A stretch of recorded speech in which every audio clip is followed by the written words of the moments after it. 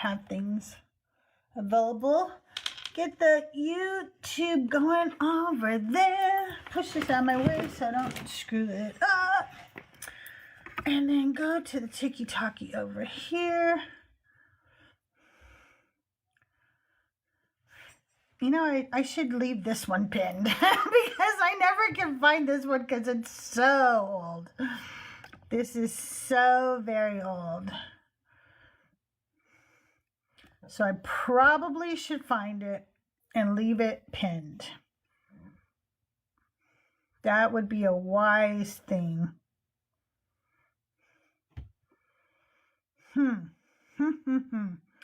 Which one do I think it is? I don't think I know. I should not have done this. No, I should not have. I unpinned my theme song, and now I don't know where it is, you guys. Oh, I think this is it. Okay, well, we'll find out in a few seconds. Nope, that's not it. But that is a clue. It's definitely a clue. Here it is. I think. No? No? Man. What have I done? Learn more. Nope. You know. That's not it.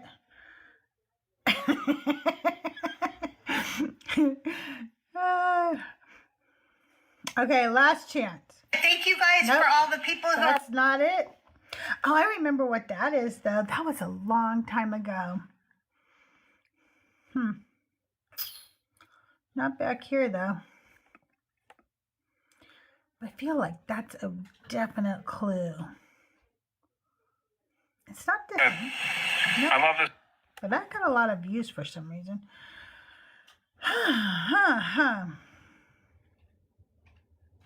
I'm waiting for Godless Engineer. He's my guest today. Let me send out some notifications. And meanwhile, I'm just looking for my theme song to this wonderful show. That's what I do live. Nope, that's not it. But I unpinned it. I should not have done that. What made me think that I would be safe in doing that? And now that I've unpinned it, I can't find it. Oh, here we go. Here we go. I'll just play a different song for you guys. Hey, Godless, how are you today? Hey, I'm doing pretty good. Thank you so much for having me up for one of your Decon Q&As. Thanks so much for being here. I'm so excited. I don't know if you've ever watched one or not, and it's okay if you haven't. You will after you enjoy your show today. You'll go, hey, these are actually really fun, and you'll probably start watching them. But what I do is I start the show. I'm going to ask you 10 questions, and just like icebreaker questions, and then we're going to invite people from the audience to come up. Sometimes they're shy. Sometimes they'll just put their questions in the chat. Mezzo's live right now, so I'll probably drag this first hour of my questions on for a little bit, and then that way more people will be here to ask you questions. Yeah. And then at the end of the show, we love to play a game called Divine or Decline, and it's everybody's favorite game that I made up. So, Okay. Does that sound like fun? Oh, it definitely does. All right. I was going to play. I have a theme song for the show. You guys, I'm sorry. I'll find it. I will repin it. And then next time I do this show, I'll play the theme song to the show. But I don't know. Yeah, Mezzo is still live right here. He is still live over on YouTube right now. So when he's done, everybody come over here, go tell everybody to here that they should come over here when he's done. But right now, I will spend some time getting to know the Godless Engineer. Oops. Sorry, I'm moving you around here. And Ask them my questions. That's what I'll do. All right, here we go. Here are my icebreaker questions for you today. So you're going to be at the, is it NanoCon? Is that how you say it? Is that where you're going to be? Well, yeah. So there's a few things that I'm doing this year. There's a few pretty standard conferences that we go to. NanoCon is one of them. It's right up there in Nashville, Tennessee. Awesome.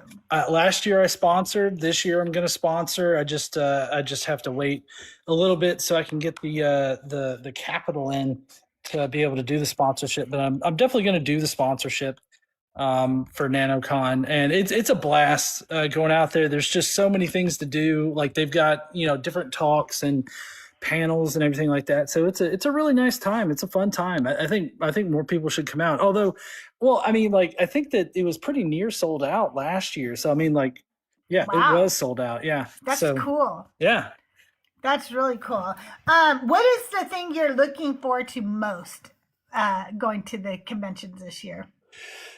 Well, I mean, honestly, the convention that we're hosting is actually the thing that I'm most excited about.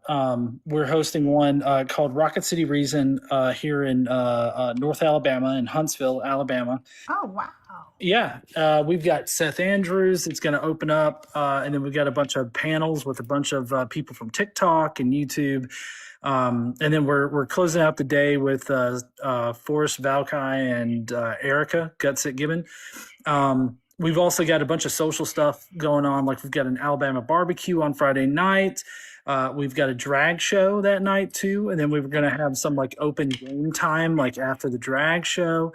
And we're also going to have a live line show after the conference on Saturday. And then Sunday, we're actually doing a group tour of the U.S. Space and Rocket Center. That is so fun. Now I want to go. That sounds so fun. Yeah, a drag show sounds amazing, huh, Ty here? That sounds amazing. Hey, are we up over on the Deconstruction Junction, Ty here? I know we are on my YouTube. I don't know how many viewers we have. A lot of times I have issues with my YouTube, so we don't get a lot over there, but we're probably over up on the Deconstruction Junction. So hello to everybody over on YouTube. Make sure you're following the Godless Engineer, and I am CrystalJae, Jae, on YouTube as well. Subscribe to our channels. That sounds really fun. I really want to go.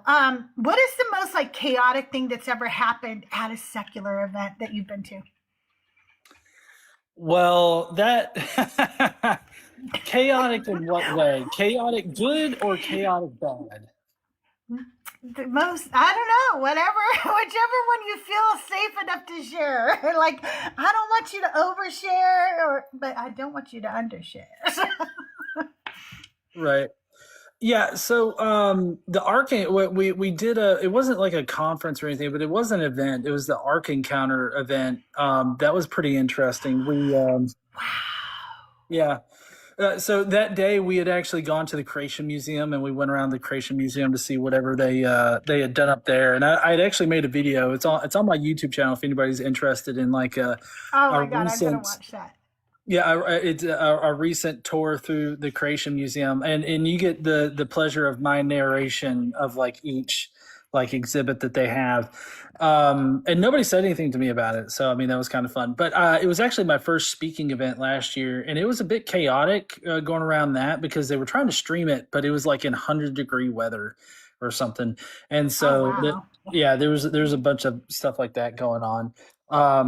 But that whole day was just a little bit chaotic and getting everything together and whatnot. Usually conventions are pretty smooth. I would say the chaos probably plays out on the back end, like making sure all the speakers are there and everything like that.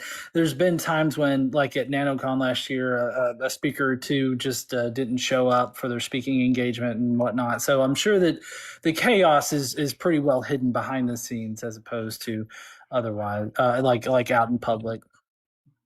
Yeah, that's true. That's probably true. Welcome in, everybody. So good to see you. My guest today is Godless Engineer, and I will be having y'all come up and ask your questions in a little bit. We're just doing some icebreaker questions for right now. I have never been to I've never been to a non-believers convention of any kind, a secular convention. Oh, bless you. Well, whatever you. Anyway, that's Doug. I said but Gesundheit.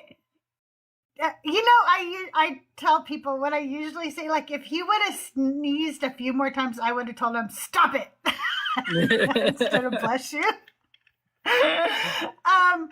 I have been to chess conventions because that's very interesting. No, it actually is really interesting if you're into chess.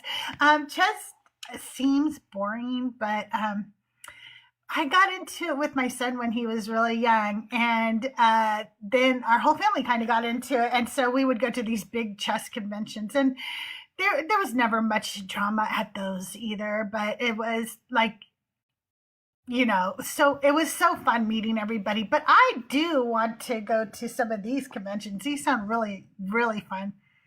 It can be. And you know what?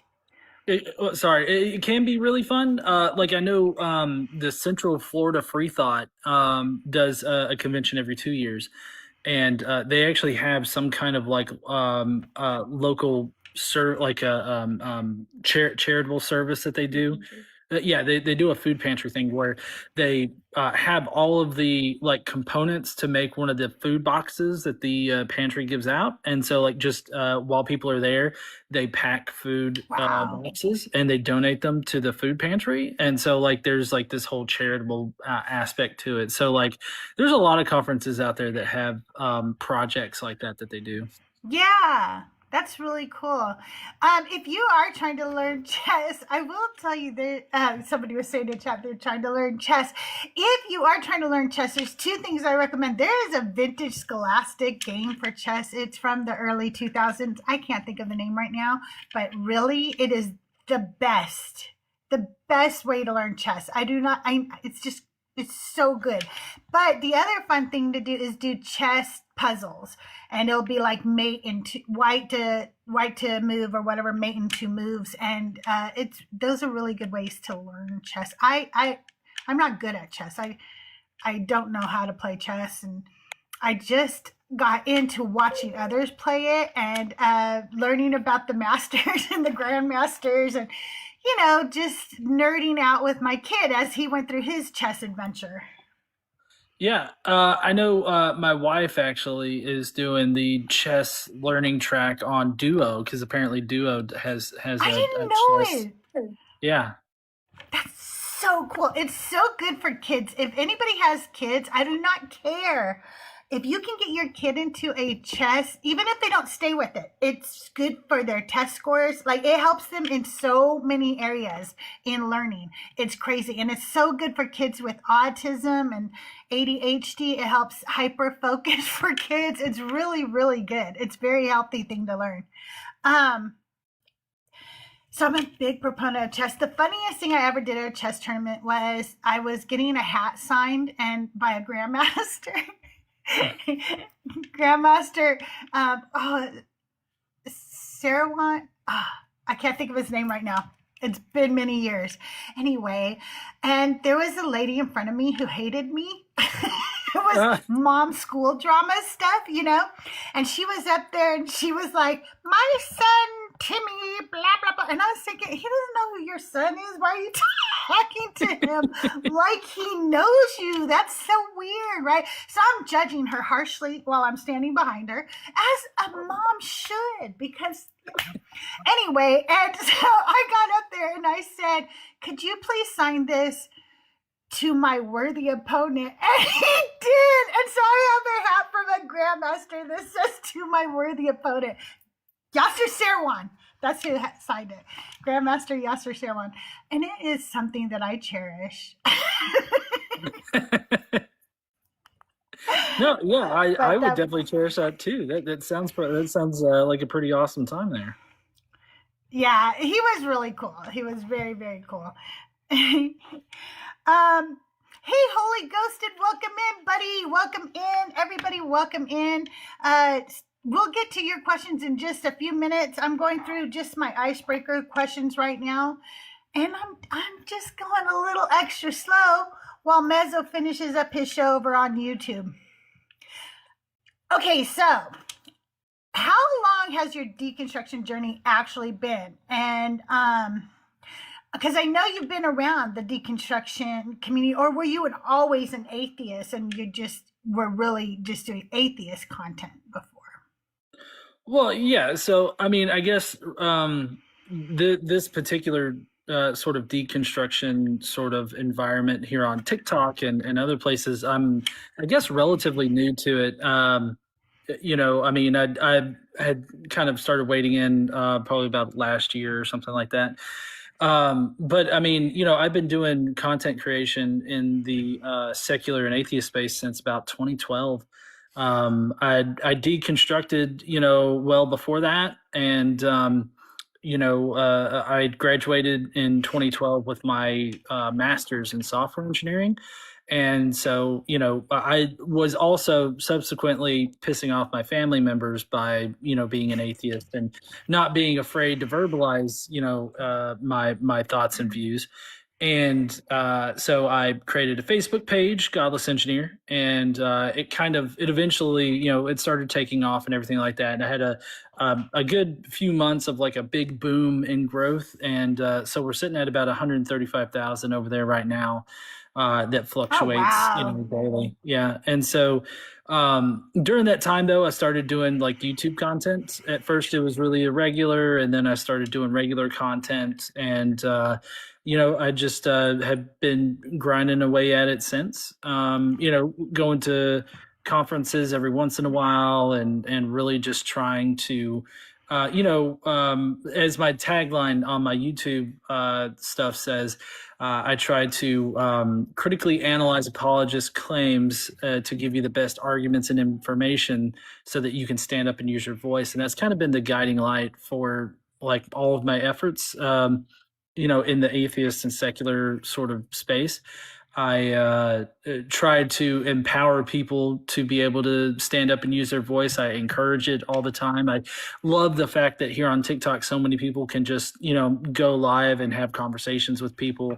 And it's always been my goal to like give people, good argumentation or have good examples or provide people with, good counter arguments, for a bunch of the religious stuff that they get. So that's kind of where I am. So new to this particular group of deconstruction, sort of group of people, but I've kind of been working in and out of several different groups that have been going on for a while. Absolutely. Like you have been known by quite a few people in like YouTube and other platforms. Amazing person in the deconstruction community. You've also co-hosted with a lot of people. So who's been your like favorite person to co-host with, and what makes that dynamic work so well? Oh man, I've co-hosted with so many great people, and every single person has their own has their own positives that I try to work with and play off of and everything. So it's hard for me to pick any one particular person that I've kind of co-hosted with. I know Dalton, the Bible guy, from here on TikTok. He's probably in one of my top faves there. I mean, obviously Justin, but I mean Forrest. I have such a great time with Forrest, co-hosting with him on the line. Forrest has never really done anything here on TikTok with me or anything like that. But I would. He doesn't probably really go live on TikTok except for solo, though. Really, right? Right. Like I haven't really seen him co-host on TikTok. No, that's what I've noticed. And I mean, he's pretty much, he has so many things going on at once that, he's just so busy, but co-hosting with him on the line is always a fun time. It's always a good time. So, but yeah, I would have to, I mean, I hate to give you this really non-answer, but it's just like every single person I've hosted with has been great. That's okay.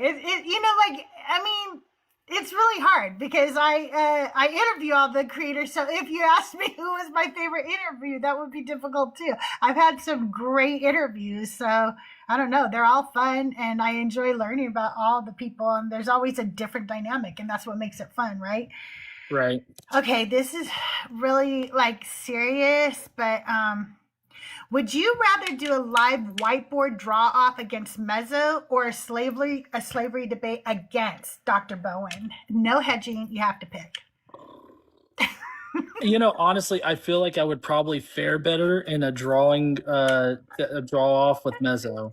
I have my own whiteboard that I've used on live streams before, so like I'm already prepared for you're it. prepared. Yeah. Yeah. So I think All right. I think everybody listening definitely needs to challenge Mezzo and be like, "Hey Mezzo, John called you out there on a draw off," and so Yeah.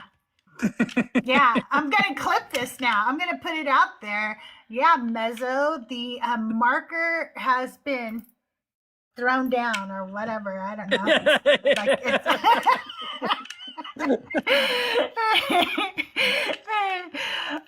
when you meet people at convention, what's one question you wish people would ask you, but almost nobody does?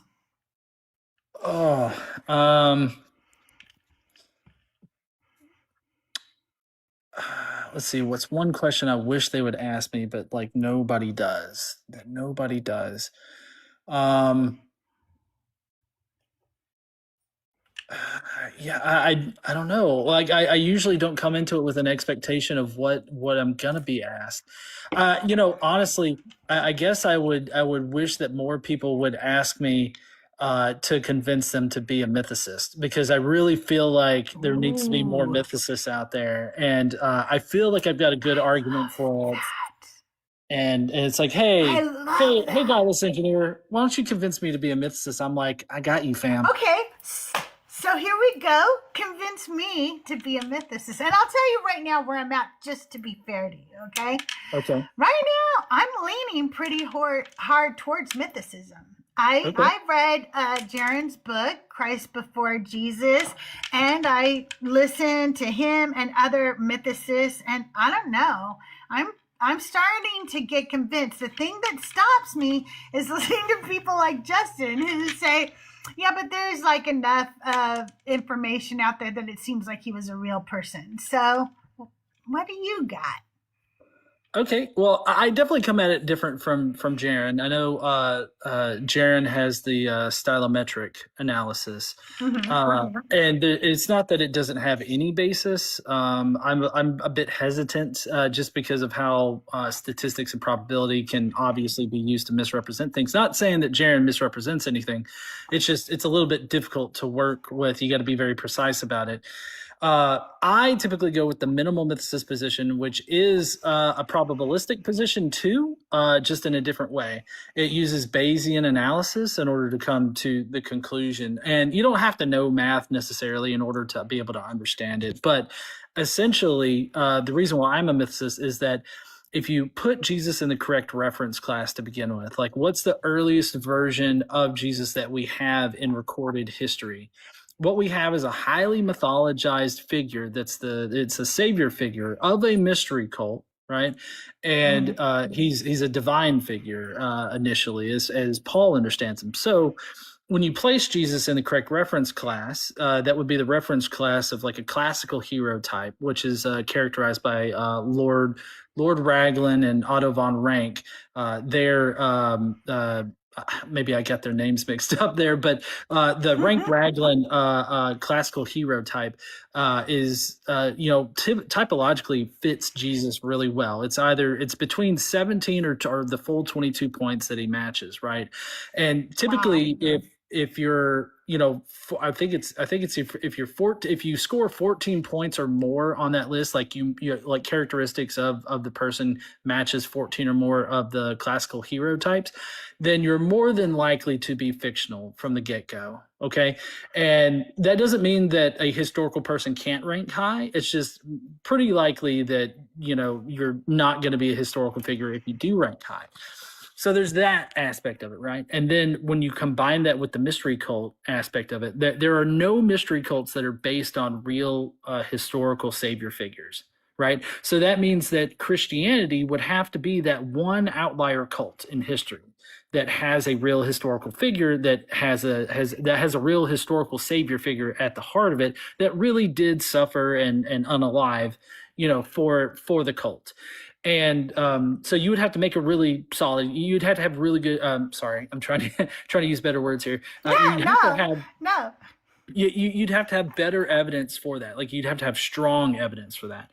And so that's where we're starting out with. Like we're not even analyzing evidence yet, right? So just starting out right there, you have pretty weak reason to think Jesus was a historical person in the first place.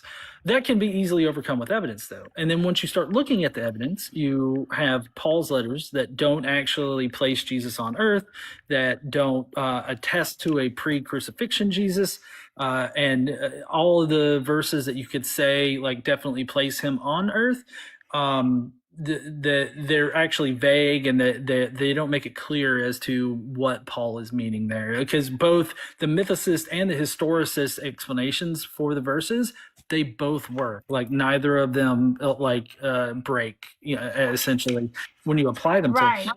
So if we have a prior likelihood that Jesus is not a historical figure, and then we don't have any evidence that actually moves us in one direction or another, you're stuck with your prior probability, and that's that he's not a historical figure. So until we have solid evidence, and by solid evidence, I don't mean just like an ad hoc assumption that he did exist, or some people like to appeal to this idea that, well, it's a mundane claim to say that some itinerant rabbi existed in the first century. It's like, yes, that's true, but is that really representative of like the Jesus that first appears? Like that we have our earliest evidence identifies, and you'd have to say no. And here's the thing too, that they often will bring up into that same line of thinking, they will say like, well, most scholars agree that Jesus at least existed as a man, but the claim was never that he was just a man. Now was it? That wasn't the claim anyway. So what are you talking about? Our earliest record is from Paul, and Paul claims that he's a divine archangel figure that pre-existed all of creation. So yeah, I mean, he immediately comes on the scene highly mythologized. Right. It's not ever like he was just a dude who walked around and said nice things. That's not the claim. Well, okay, you won. You convinced me I'm now a mythicist. No. I will say that I do not ever give it to Christian. You know how some people go, well, I'll just give it to them so that we can move along in the argument. If you try to make me do that when I'm talking with a Christian, then that's when I'm not going to give it to you. If you go, well, as a Christian, we can all agree Jesus was a real person, right? And I'll go, no, I don't know that we can. Just to push them a little. Just to make them prove that. It really kind of depends on the conversation, because like if they're really wanting to argue about the historicity of Christianity in general, then it's definitely on the table. But like if they're stuck on the magical version of Jesus, I do feel like you kind of have to deconstruct that first in order to get to the real argument. But there are sometimes when a Christian will come up and be like, no, we have plenty of evidence that an actual Jesus figure existed.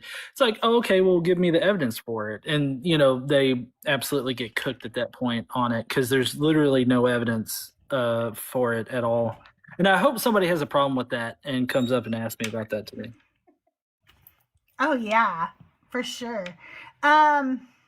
Okay, so let's see. Would you rather debate one extremely prepared Christian scholar for 3 hours or 5 mildly confident YouTube theologians back to back? Oh, man. To be honest, I feel like the most, like, it really kind of depends on what kind of conversation you want to have. If I were looking to have fun with it, it would definitely be the like 5 YouTube theologians back to back, because like they're always so poor in their argumentation for Christianity. But if you're really looking for like a good intellectually stimulating conversation, the one actual scholar for 3 hours would be great. I one time I was in a debate. It was a conversation I had with Bart Ehrman, and it's actually on my channel. And I did some very basic probing about the evidence for the crucifixion, because like that's one of the things that not only Bart but other people have said, that we have mountains of evidence that he was actually crucified. And so I'm like, well, what evidence Right. is there? And he couldn't come up with any evidence at all, other than just an ad hoc justification, or not justification, but an ad Yeah. hoc claim that, oh yeah, well, everybody says that he was crucified, so he was crucified. It's like, okay, well, what actual evidence do we have of that? And Right. Who are these everybody? Anyway, I want to know. Can you give me just one name of the everybody, please? that would be nice, right? Right? Just one. Just one would be great. But in the back of my Bible, which is filled with tabs, mostly from Justin, but like I have been adding tabs that Christians give me, because sometimes they will point out a contradiction that I didn't know existed, or, something else that I didn't know existed. But in the back of my Bible, I have all my mythicism notes. So when you guys say stuff, I write it down so I can remember, no, that's not what Pliny said, or whatever, because I will never remember them all. Let's see. Your engineering background clearly shapes how you think. What's one habit from engineering that sneaks into your atheist work and your like debating and so forth? I would say that it's my rigid adherence to requirements, because the way that I view the Bible is that it's a requirements document for the God, well, the Christian God in particular. And then, of course, each description of God, like there's Allah, there's the Old Testament God, a version of the Abrahamic God. But every religious belief has like its set of doctrines, and I view those as like requirements. Like, like for instance, just with Christianity, this is just something easy for me to pull out of my butt, I guess. Is with God being the tri-omni God, omnibenevolent, omniscient, omnipotent, and there's also the omnipresence part. But with those three being like requirements, you can easily point out how God does not fulfill those requirements. So, I mean, if you believe in that kind of God, but you also believe in the Bible, then you shouldn't believe in a God, because he violates that. Unless you got to go into like divine command theory, and then there's the Euthyphro dilemma and all this other stuff that you could really dive into if you really wanted to. But it's just with my engineering background, like I try to stick to the actual, like, well, what does it actually require of this God, and then doing a critical analysis of like the the passages or whatever, and just laying that out for people and being like, well, you see, no, this is where it's broken. This particular part is where it's broken. And so I think that viewing the Bible as like a requirements document, or a set of requirements for this God, I think is probably the strongest thing that I've pulled into it. I like that. I do. So you obviously have debated and spoken with many Christians on this app, YouTube, and so forth.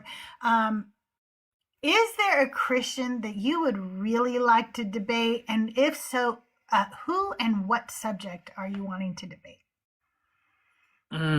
Let's see. Who would I like to debate? Yeah, that's a difficult question. I have to be honest, just because I have debated a lot of people. Like I've debated. I don't know if have you heard of inspiring philosophy?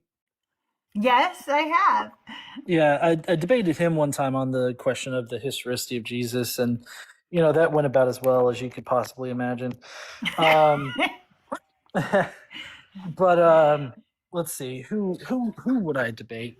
I think debating, as far as like the TikTok scene, because I've seen a lot of people here on TikTok. I think that I would probably debate that Big John Steele guy. I was supposed to debate him, and I feel like I don't know if he's necessarily a Philbro kind of person, but he feels kind of like he would get bogged down with like I would say so. definitions and stuff. Yeah, yeah, for sure. Um, what's a misconception about atheists that still surprises you exist in 2026?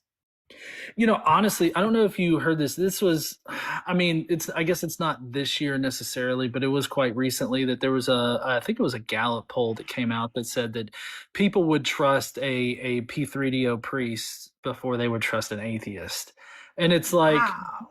yeah, it's crazy. I think that kind of misconception that atheists are just not trustworthy or something like that, or that the idea that atheists are devoid of morals or they have no moral justification. I feel like that is probably the biggest one that's still sticking around today. That's obviously false, and I try to combat that. Like I'm most of my gonna call lives, bullshit on it too. I'm gonna call bullshit on it because if you put a woman, an atheist, up against that man, how many people would actually leave their child alone with the man over the woman atheist? yeah, People don't leave their children alone with men very often, and we know why. They're not they don't trust them because they trust a bear first.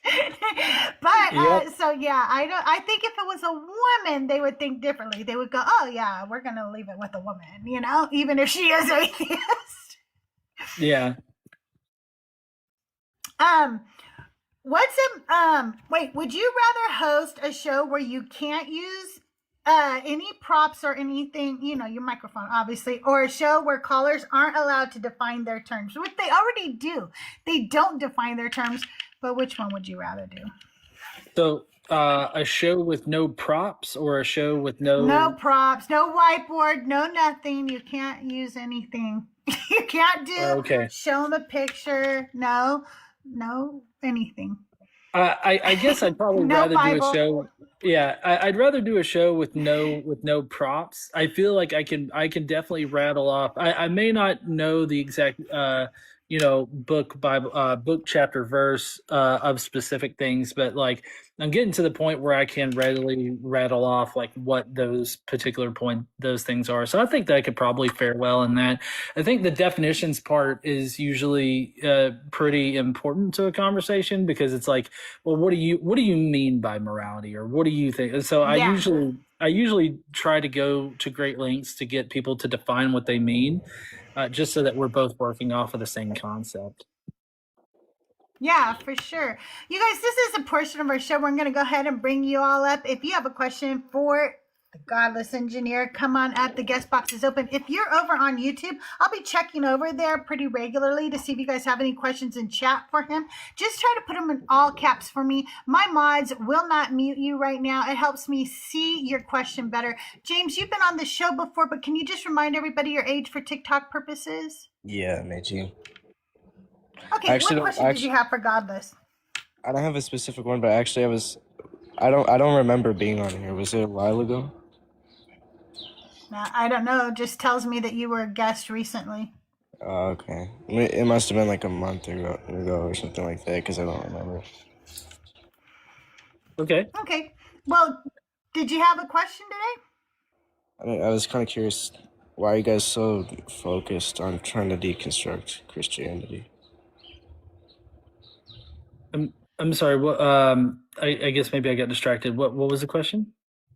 Why are you guys so focused on trying to deconstruct Christianity? Oh, well, Christian nationalism is harming America. It's going to cause its downfall. And I think that, for instance, like forcing the Ten Commandments in all Texas schools, that's pretty horrible.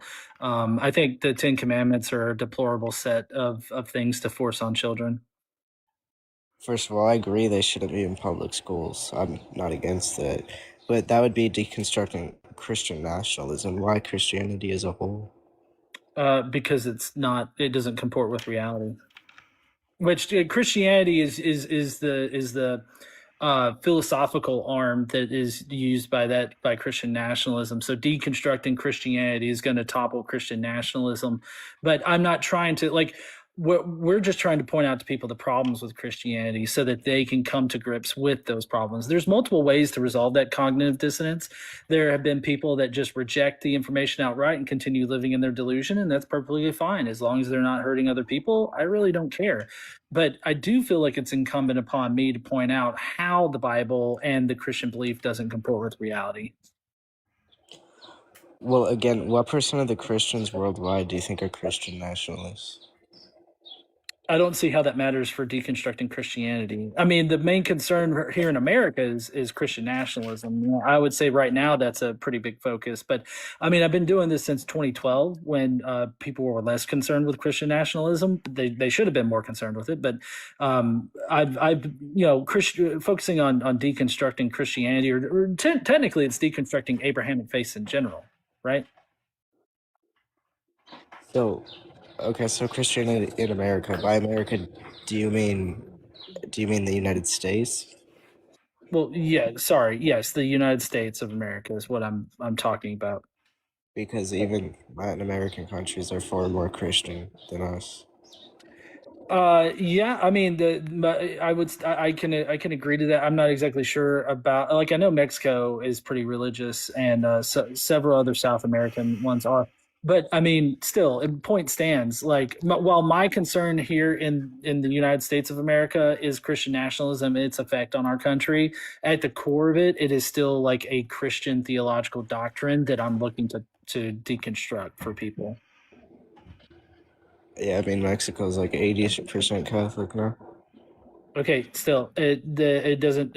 I don't understand why you're latching on to the Christian nationalist part and like having that be like a main issue. Like, if only 1% of all Christians were Christian nationalists, then I shouldn't be deconstructing Christianity. Like, that doesn't make sense. And there's extremists in every religion, right? Like, there's extremists in Islam, but that doesn't make it false. No. It's the facts or the supposed facts that are contained in the doctrine that make it false. Like, is there something specifically? Well, yeah, like I was talking before about how God is claimed to be omnibenevolent, but then, you know, he both actively takes part in grape, and then he also commands grape at certain points, and then he also instantiates a system that endorses, supports, and allows grape to happen. Okay, hey, hang on 1 second before you say anything else, James. Just so you guys know, normally Decon Q&A is a chance for people to come up and talk to my guests about what they do in the community, you know, what projects they have coming up, maybe how they deconstructed or whatever. I'm allowing this right now because we don't have any other guests in the box. But if you do want to come up and talk to Godless Engineer and ask him questions about engineering, about atheism, about his deconstruction, the guest box is open for non-believers today. We're just allowing this right now. But if Godless doesn't want to continue, he doesn't have to either. That's up to him. But otherwise, you guys can go ahead. I mean, I'm good with it. James, are you a Christian yourself? Okay. I'm Catholic, yeah, part of the One Holy Catholic Apostolic Church. Oh no, why would you be Catholic? That's a P3DO ring. What? For one, it's part of my culture, obviously. That doesn't change the fact that the Catholic Church criminal organization regularly circulates P3DOs throughout all of their churches all over the world. Like that, it doesn't change that fact. Well, first of all, obviously there's been bad stuff with priests that have happened, obviously. And they're committing a deep mortal sin. They're committing one of the worst sins any human could commit, right? Oh, are they? Are they? Church Because helps I don't think that your Bible says that. Your Bible actually allows it, and even has God condoning it and actively taking part in it.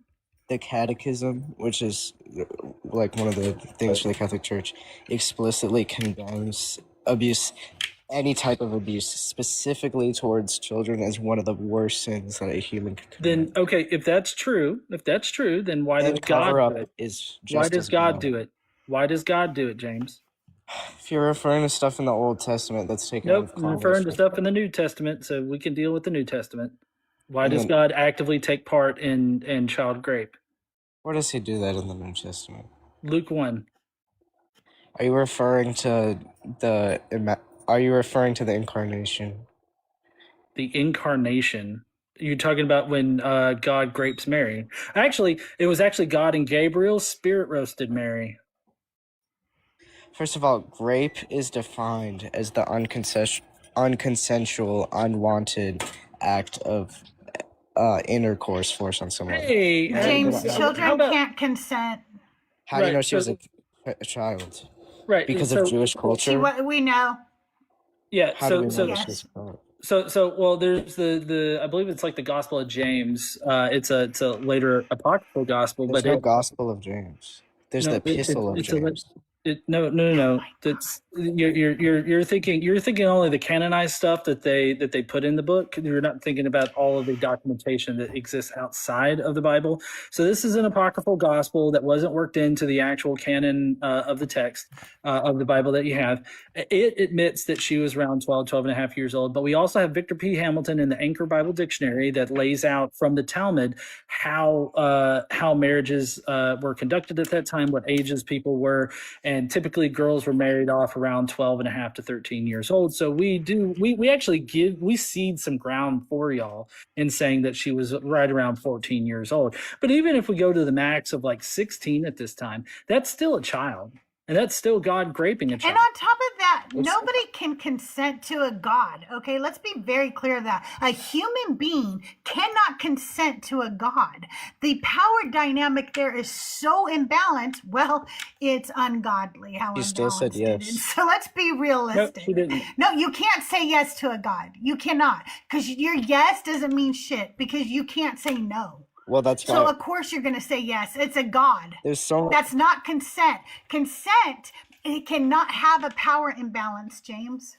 well, I obviously love our Mother Mary. She's appeared to Saint Juan Diego. She's appeared in Lourdes. She's appeared everywhere. She hasn't done she hasn't. anything. And why would that be a miracle? She appeared Why to- why do I want Mary to appear anywhere? I want the starving children fed, sir. I want kids to stop dying of cancer, I want that sir. too. I don't want their Mary to appear on toast and in my cat's poo. I don't want that. I want all that stuff the Mother too. Mary to stop doing stupid stuff and start doing actual miracles, like grow back limbs for our vets and stuff. How about that? She actually has done healing miracles for many.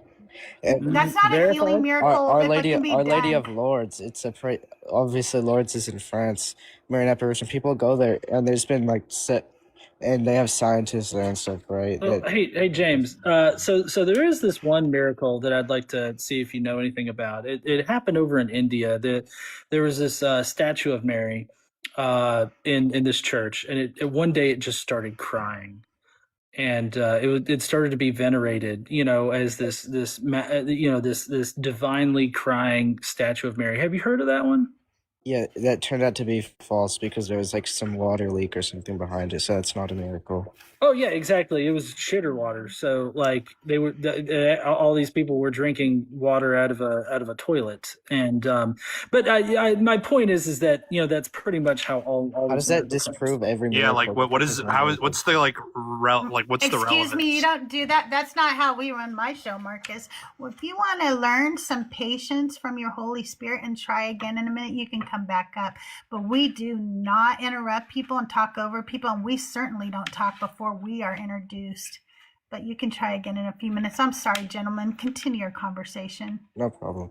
Well, yeah. So my point in bringing that up is that that's just a typological example of how these miracle claims fall apart, right? Once you actually scrutinize them, it turns out to be like a leaky toilet or, one thing or another. There's actually no verified miracles that have ever actually happened.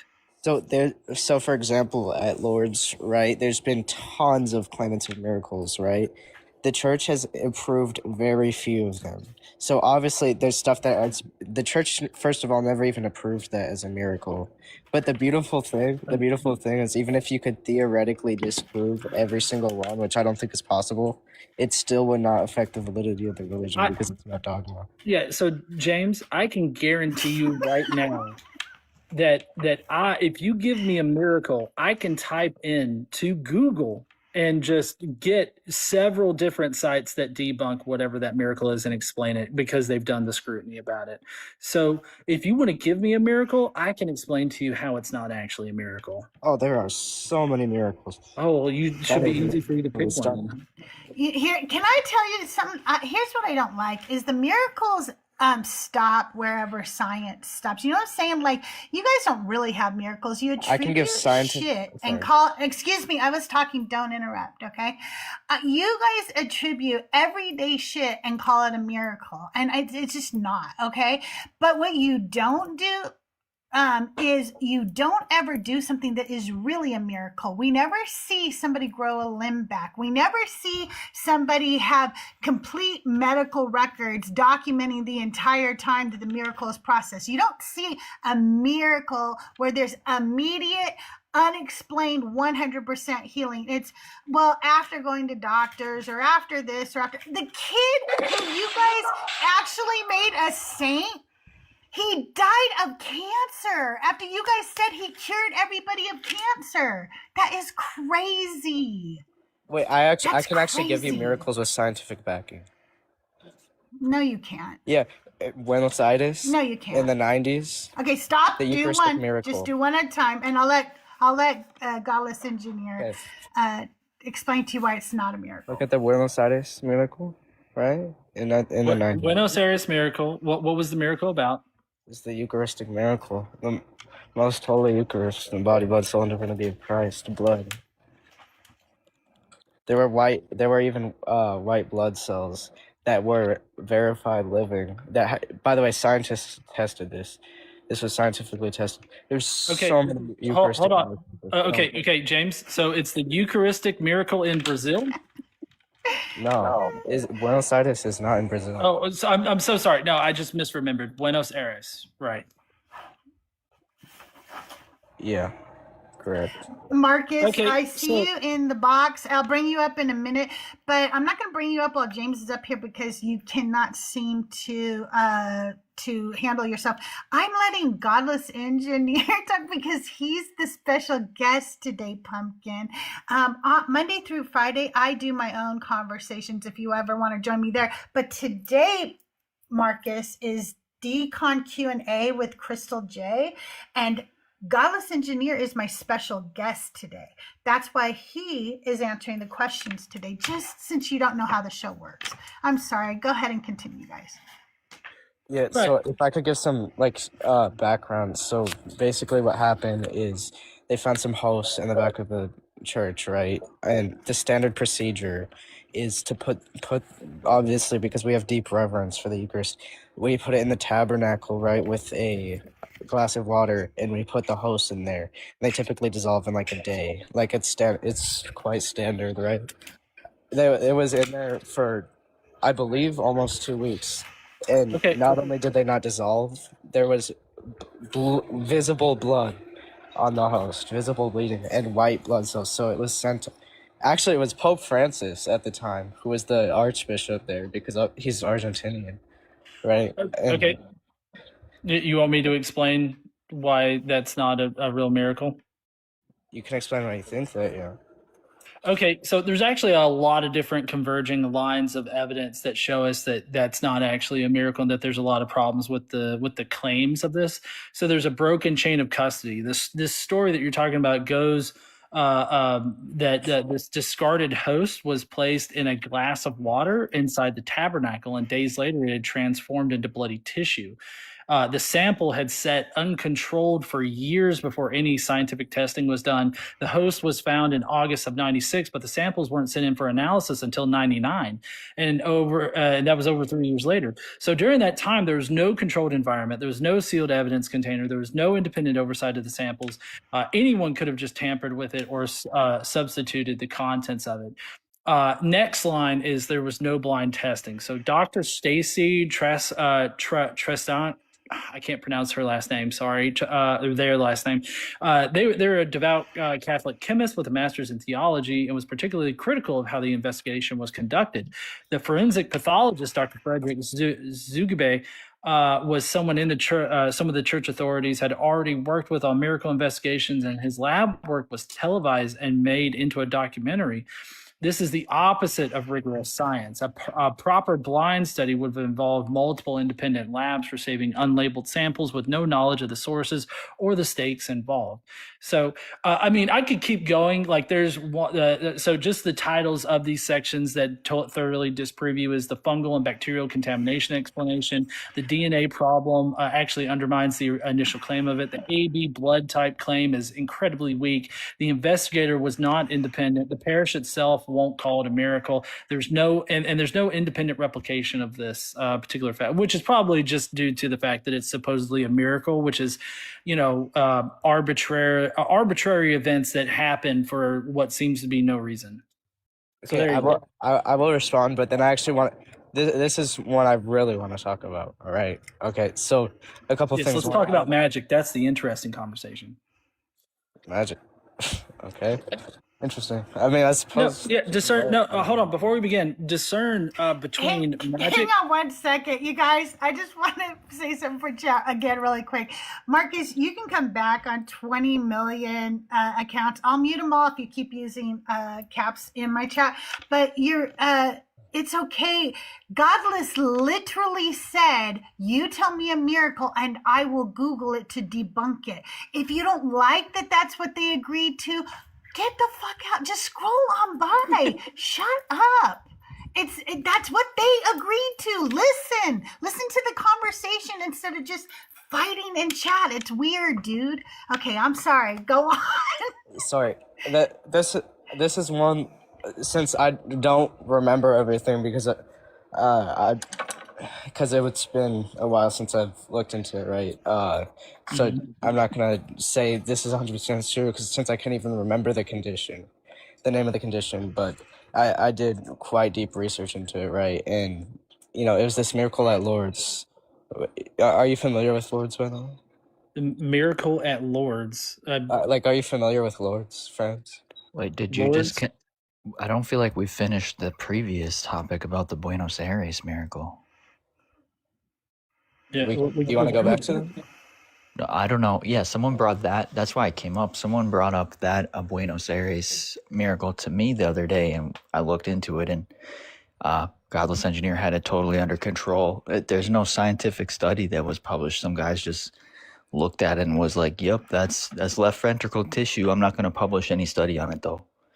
And he already mentioned the problem with the no chain of custody being established. Yeah, so a couple things. How could you possibly tamper and put living white blood cells on a host? You can't figure out a way to do that. I think you're lacking imagination. How would you do it? Do you know? Also, Do you white know blood about cells laboratory? do not. Hold up. Do you know about laboratory contamination? So, like, you're saying that they're living white blood cells. Okay, even if we give you that, it could have easily come about in whatever other way, like through contamination. Like, Do you it know could how just be. long? Sorry. I was just saying it could just be contamination. They could have just been contaminated with white blood cells. Do you know how long white blood cells live for outside of the That body? that doesn't matter. I'm saying that, does like, matter. before testing, like, somebody, like, they could have, I don't know how white blood cells would have gotten on there, but I mean, the laboratory contamination thing is a well-known thing that people account for when they're actually doing science. And but you're still not even you're citing this whole white blood cell thing, but you're not even pointing out the fact that found in 96, right? And it wasn't tested. No testing until 3 years later. It was kept in an uncontrolled space and environmentally uncontrolled as well too.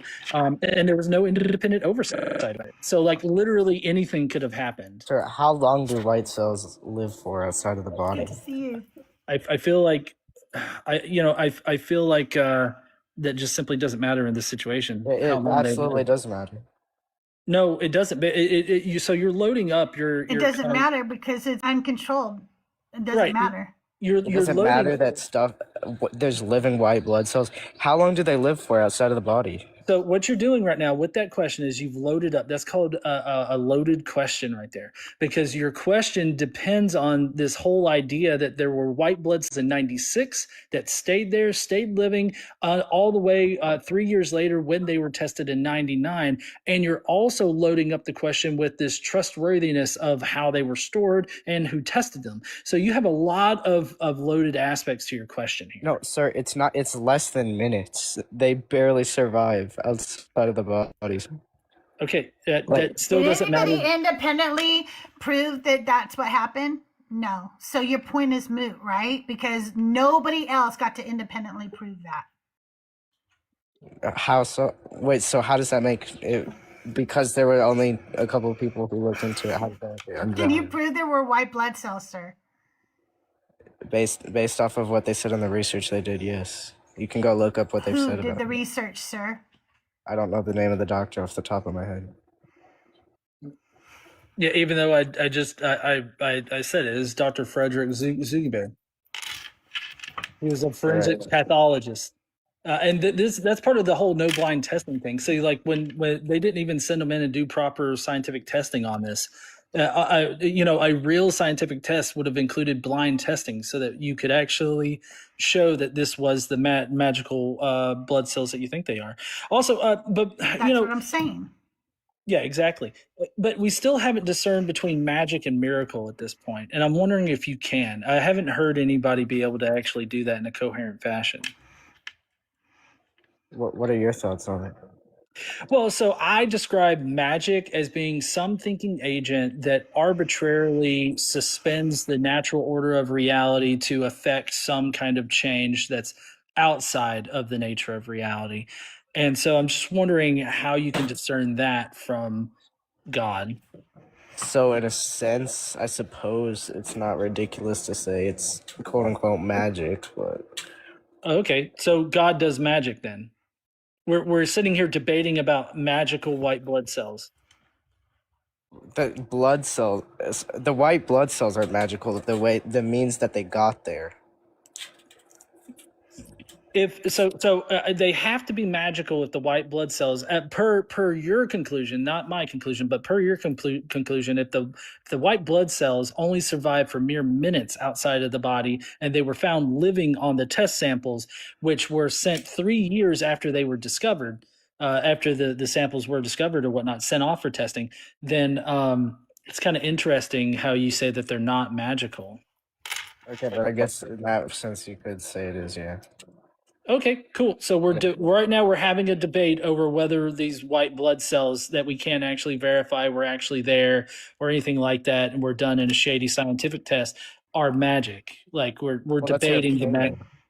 Huh? That's your opinion. That's your opinion about the scientific Here's test. the other thing I really want to point out, and that I just can't ever get them to explain to me.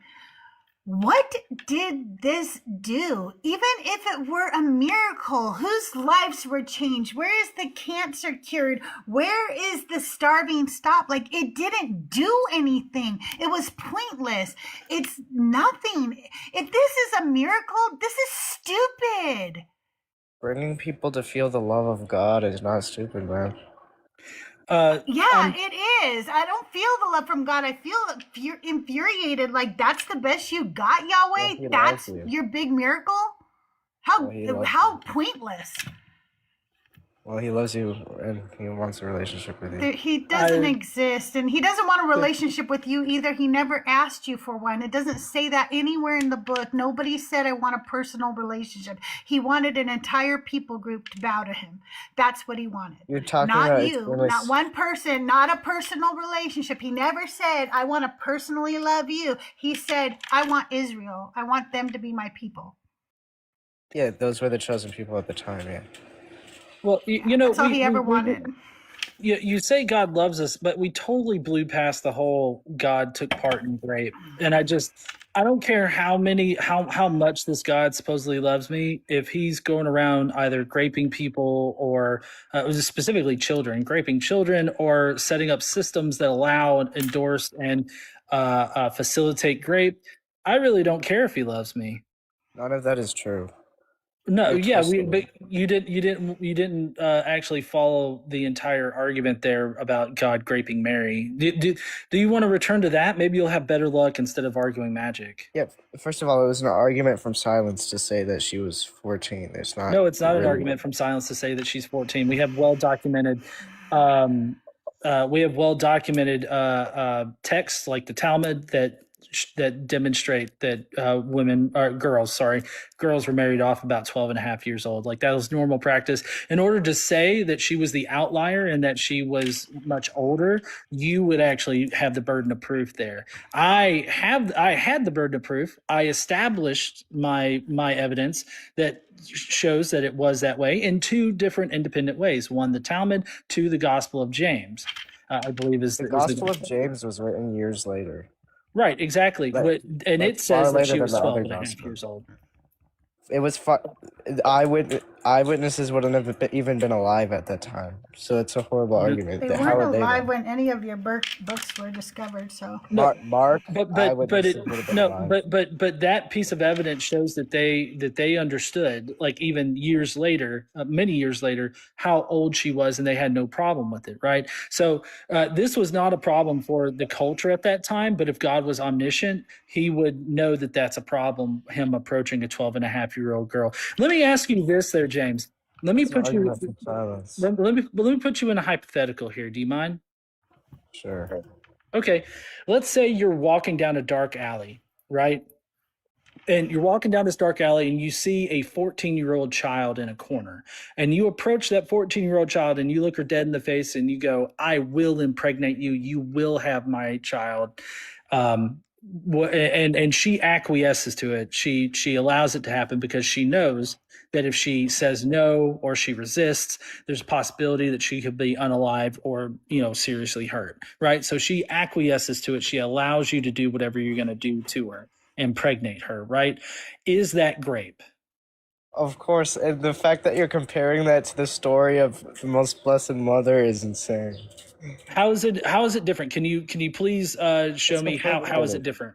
First of all, there was no schmecks. There was no intercourse. So that's a I'm glad that horrible. we got back It to analogy. doesn't this point. say that, Second of first of all- all. It doesn't say that at all. It doesn't say Can I- that at all. So how would that work? Would the father come down from heaven, take on? I don't know. human How form did the like not Nephilim son? do it? How did the Nephilim do it? James, think for a minute. It's called Also, a I'm going to tell you something. Mary miracle. tells you herself that she did not give consent when she tells you that she was a slave to the Lord. A slave doesn't give consent. A slave is forced We're all to do slaves. all their labor. I'm a slave. To the No, Lord. no, you are not. No, you are not. It And says she that. says it afterwards. She says, "Here I am, the servant of the Lord." That translated into the Greek is slave. Here I am, the slave of the Lord. I am too. I'm a slave of the Lord. Well, right. No, Do slaves? so you don't have consent. Yeah. Doesn't Do make slaves any have the She didn't ability? either. Everyone's So a slave to the Lord. right. But considering that you consider yourself a slave to the Lord, do you have the ability to say no to God? Do I have the ability? Yes, I could theoretically say no, but that's obviously completely unwise. And why would you do that? Exactly. Apply that to the Mary situation. It would be unwise for her to do it. Do you know about the story of Jonah? Yeah, with the will and stuff. Right. Do you know why he ended up in the whale? It's been years, honestly. I've mostly been studying the New Testament in late times. Okay, well, I mean, Jonah's pretty. The Jonah story is pretty important to the Jesus story, so I'd definitely, brush up on that particular part, because that's the one miracle that I believe it's in either Matthew or Luke. He's like, I can't do any miracles except for this one miracle, the miracle of Jonah.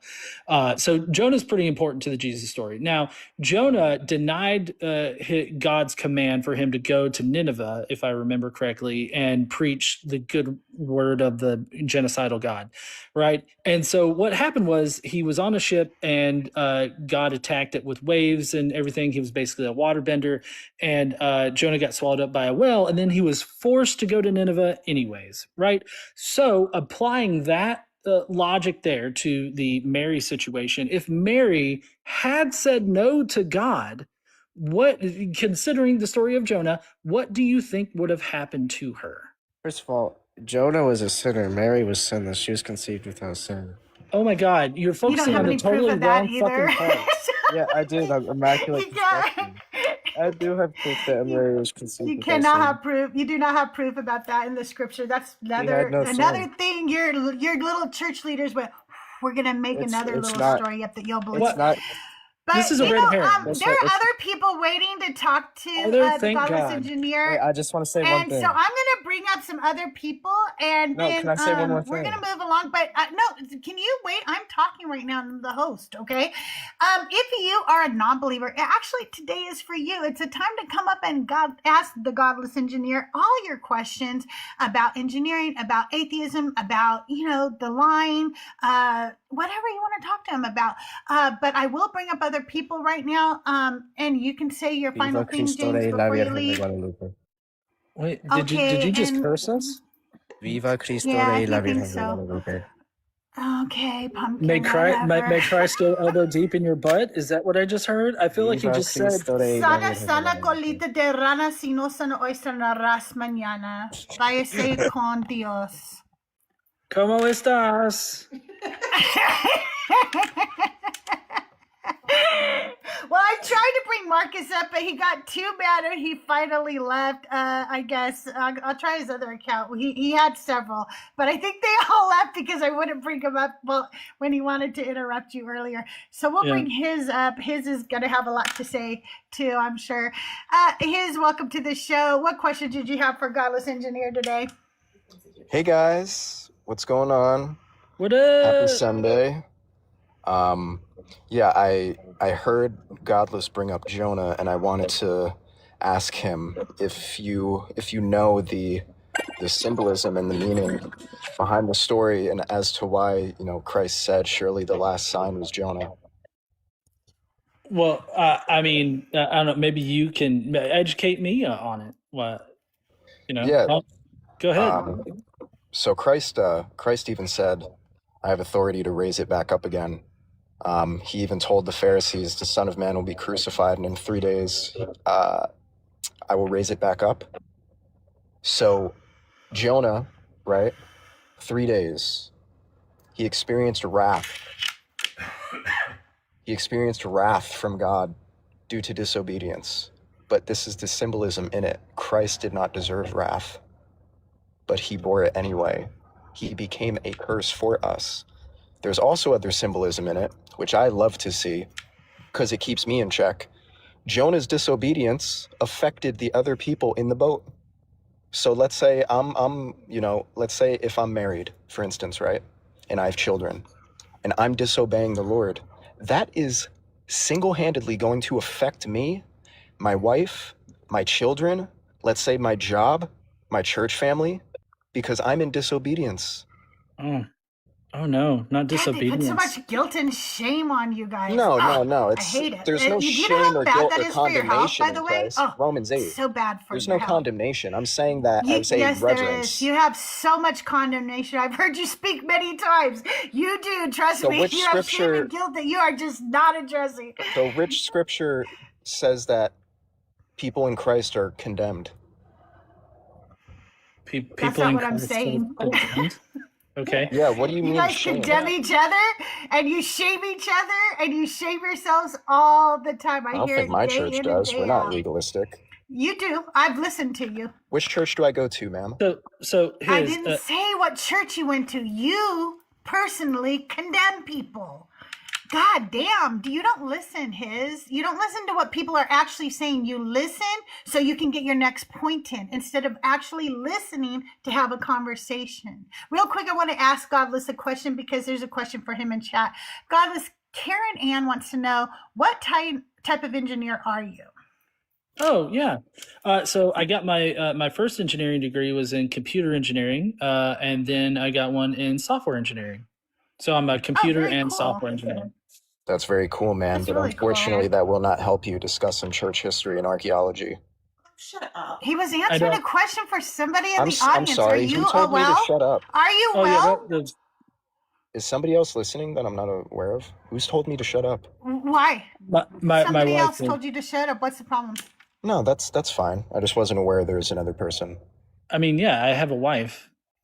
That's I have great, a man. husband I'm too. happy for you. He listens too. Are you okay with that? People hear us. Yeah, I was just thrown off. I just wasn't aware. Okay. Well, Okay. Well, he's his answering a question for somebody in chat, and I asked him to, so that's why he's answering the question. Okay, don't be rude to my guests. Yeah, so I'd love to discuss anything 300 AD and prior. So okay. Well, so first of all, like I have no need to appease your God, like whatsoever, and I don't like for a rapist, genocidal maniac. Like I really don't care if I'm making him mad, and in fact, if I wasn't making him mad, then I would be doing something wrong. So what you're saying, just not transparently, is I'm not knowledgeable on the topic. No, and I don't am want to very discuss knowledgeable on the this. topic. So I'm going to practice my free will and paint God in an image he's not. That's called a straw man, Pumpkin. Do you know what a straw man is? If I take scenes of Superman's justice, I can paint him in an evil image. How you does don't that get to track sum up to? what That's a red somebody herring. else thinks. If you can say the first 3 verses of Genesis, I'll take this conversation seriously. Since you claim to be an ex-minister critically. Shut the fuck up. What? I don't. Why does I never This is claimed just to be for an bullying ex-minister. purposes. What are you talking about? Yeah, you said you went to seminary. So I never said well, I went to seminary. Wait a minute. Listen to me. I have never said I went to seminary. Never. So I'm just lying. You are stoned. You are stoned. You dude. said you were I a have Christian never for said that. decades. I was a Christian for decades. That is a Yeah, true and a statement. minister, ordained, or you went to I theology. never said I was seminary ordained. school. I never Yeah. said that. I've never made that claim. No, I haven't. Yeah, it was on Me's live. No, I haven't. So What? it was on Me's What? live as well. So I don't go on Me's live. can I speak to Godless? Nope. You're gonna address That's your fucking weird. lies about me now. You know- That is weird because I don't go on Me's live. So you're wrong. You're wrong. Yeah, and maybe I not never anymore. said I was ordained. I never said that I was a minister. So you want to just lie about me? You need to Okay. either apologize right now or leave my fucking show. Whatever floats your boat. So Apologize to me now. I'm not You're lying apologizing about for speaking truth now. me. Then you're a liar. Get off my show. I'm so sorry, but I don't like when people lie about me. I have never made claims about me that are not true. And I have never, ever said that I went to theology school. I never said I was a minister. I know what I was, and I'm not going to repeat what I did say I was. I was a Christian for 40 years, and I was very involved in the church. But I never said I was a minister. I never said I went to school or anything like. I've said so many times that I don't even have a college degree. It amazes me how they place arbitrary requirements on like interacting with them. That's how they just want an excuse to like run from the conversation, because it's like recite the first 3 verses of this book and then I'll take you seriously. It's like I don't have to know those in order to have this conversation with you. That's just arbitrary requirements on your end. It's very arbitrary. On top of it, what I do have is ADHD, and I don't memorize Bible verses anymore because I don't feel like there's a God making me do that. I just look them up when I need them, so I don't memorize them. I do tab my Bible so I can find them quickly, though, but I just don't memorize them anymore, and I don't care to, and I'm never going to again because I don't have to. Yeah, I mean, as a consequence of using them so much, I do have some of them like paraphrasingly like committed to memory. But like, yeah, I don't think that you've got to be able to like instantly like pull out, some kind of like Bible verse, but or some kind of verse from the Bible, and that's somehow indicative of your knowledge of the Bible. Like that's just ridiculous. It's also ableism, and I don't expect it from Christians anymore either. Like, I think I used to say stuff like that, but I realized that was such bullshit because I didn't even have every, thing memorized. So why I expect it of other Christians when I'm out here talking to them, I've corrected myself. I think I used to kind of make fun of them a little bit and be like, oh, you don't even know that verse. You know what I mean?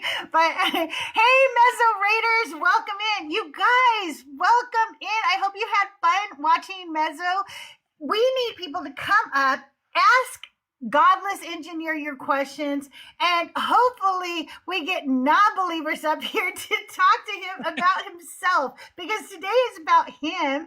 And instead we got a bunch of believers up here who wanted to talk about how the Holy Mother Mary cried tears that people drank and found out it was poop. That's what we were talking about instead. Did I sum that up pretty well? Yep, it was shitter water, so you know. Welcome in unapologetic raiders too. I appreciate that. Yeah, it was really special, Schley. Welcome in Muzzle Raiders over on the YouTubes too. If you can, please go subscribe to my YouTube channel. I'm getting close to that 1,000 mark. I think I'm somewhere at 850 or something. And every time like you guys gift the show or tip or anything like that, we're gonna upgrade the equipment, make it so that I have a better presence over on YouTube. And I can have I could be all fancy and have the multiple screens so I could see when people are gifting, because I can't see all that right now. I'm sorry. I'm so old fashioned.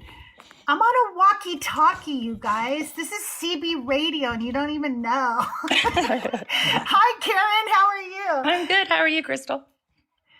Doing well. Welcome to the show. What did you want to ask Godless today? Well, I just had a comment. Somebody said that we are all godless. And my take on it, I don't know if this is a specific live about Christianity, but everything is being sucked towards a giant black hole. And when it all goes in there, all the particles, mass, energy, light, all of it, it's compressed, and that hole is God. Then it vibrates, and then it has another big bang, and it's all atomized. But every single atom and particle is a piece of the whole. That's how God's omniscient, omnipresent, because everything is God. God is everything. It's not the big guy with a beard in the sky, but we're all pieces of the same whole. And once people realize that and stop using things to divide us, they understand that understanding and appreciating other people's perspective gives you more understanding. When you're limited to your own perspective, you have just a limited amount of information. When you separate yourself from things that are different from you, you're capping your potential. So you have to be open to other people, their experiences, their realities, without like whoever that last guest was. You have to listen to understand and to communicate. When you do that, people will come together, and that's when we'll realize that that's how it's supposed to be. This division and all of this fighting, and it's all just, it's insanity. It's unhealthy, and that's why we're all going crazy.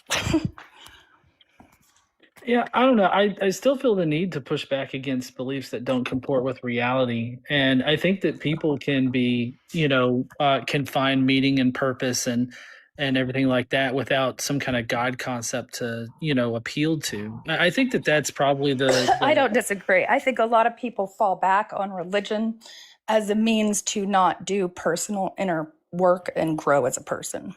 Mm-hmm. They follow the things that the Bible says, or most people, honestly, most Christians don't even read the Bible. They follow what the preacher says. Yeah. And that's so dangerous. And that's the problem with organized religions, is that it's a blind faith. And that's how you control people. That's how you get people to be hateful and spiteful towards one another. And, it's just stupid. All of society makes me crazy, but, No, I totally sympathize with that. I agree. Well, thank you. I appreciate that. You guys have a good day. Thanks for letting me hop on. Thank you. Thanks for coming up. We appreciate you, Karen. Thanks. Have a good day. You too. Bye. You guys, if you have a question for Godless and you're too shy to come up, you have a really crappy mic system, you have the Holy Spirit Wi-Fi that doesn't connect right, you can also ask your questions in chat, and I'll read them out to Godless. So if you're just joining us over on YouTube on either the Deconstruction Junction or on my channel, please put it all in caps. It makes it easier for me to see because I'm old and feeble, okay? Hey, Jaron, welcome in. Lade, welcome in. Eddie, hi, how are you? If you guys have questions, come on up. the guest box is open. If not, I'm going to keep asking him questions because I've got a million myself. So, what was the beginning of your downfall into this heathen debauchery that you now live in? What started your deconstruction? Well, I've told this story before, and but I feel like it's I guess maybe pretty typical. Like so I had a friend, that I confided in that I was kind of struggling with believing in God or struggling with faith in general and everything. And I was actually playing on a softball team at the time, church softball. And, I told him about that. And he was like, well, look, if you don't believe in the Bible from cover to cover, then you're not really a Christian. And, I understand that now, as like a no true Scotsman type fallacy. And it really shouldn't have like caused me to feel a certain way about it. But it did cause me to like critically examine my beliefs and ultimately deconstruct from those beliefs. Because like once he said that, I'm like, well, shoot, I'm not a Christian, I guess, because I don't believe in the flood. Like I don't believe in all these magical things in the Bible and everything. I still maintained that I believed in God, but I just didn't believe in those magical things. And so I started, looking into, it, doing a lot of introspection, watching debates, between prominent atheist scholars and philosophers and everything like that. And really kind of weighing both sides of it until I finally came to the conclusion that I just didn't believe anymore. And it was the biggest hurdle for me was actually admitting that I no longer believed in a God. Coming from North Alabama, like I've lived in either North Alabama. I spent like 6 months living in Mobile when I was a child, but I've spent most of my life in North Alabama. I've only ever lived here, and so like God is just sort of part of like the culture here. Like everybody believes in God, and it was never discussed the whole idea that God possibly couldn't exist and everything like that. So yeah, I just I was confronted with something, and that caused me to look in deeper into what I believed and why I believed it. That's why whenever somebody comes up and like tries to either paint all atheists as having some kind of like really weak reason for like not believing in God or whatever, I usually specify like that's not the reason why they don't believe, more than likely. But also, I don't think that there's any bad reason to start like to start the deconstruction process or to reevaluate what you believe and why you believe it. Like, even if it was like the whole quote unquote church hurt, like you're hurt by the church and that causes you to like reconsider your beliefs and everything like that. If the beliefs are true, they're going to be able to survive that reconsideration. But if they're not, then you probably shouldn't believe in them. Yeah, for sure. It's funny because I really believed a lot, like your friend, like about the whole, and it was because of Ken Ham. So speaking of the the ARC experience or whatever it's called, it was because of him that I believed that way. Like we went through the whole Ken Ham thing, and I really fell for all of his bullshit, okay, as a Christian. And so he said something as a Christian that really stuck with me, but it would be probably one of the biggest downfalls of like biggest thing to deconstruct me later was he said, if the stories in Genesis are not true, then the foundation for the entire religion is not true. And so if the foundation isn't true, then why believe any of it? And so that's what I thought as a Christian. But then that's what I thought when I started to deconstruct. I was like, wait, I'm starting to not believe any of those stories in Genesis. So he's right. Why am I believing any of it? What is holding me into this? I didn't understand indoctrination, of course. I didn't really understand even until recently that Christianity is a cult, that's what it is, like, because you're always taught it's not a cult, it's a religion. Everything else is a cult, okay? It is the one true thing. Everything else is a cult. And so, yeah, so I have to thank Ken Ham for my deconstruction. I'm sure Ken Ham hates that. But uh, you I don't know, think I he don't know. stays the night thinking about it though.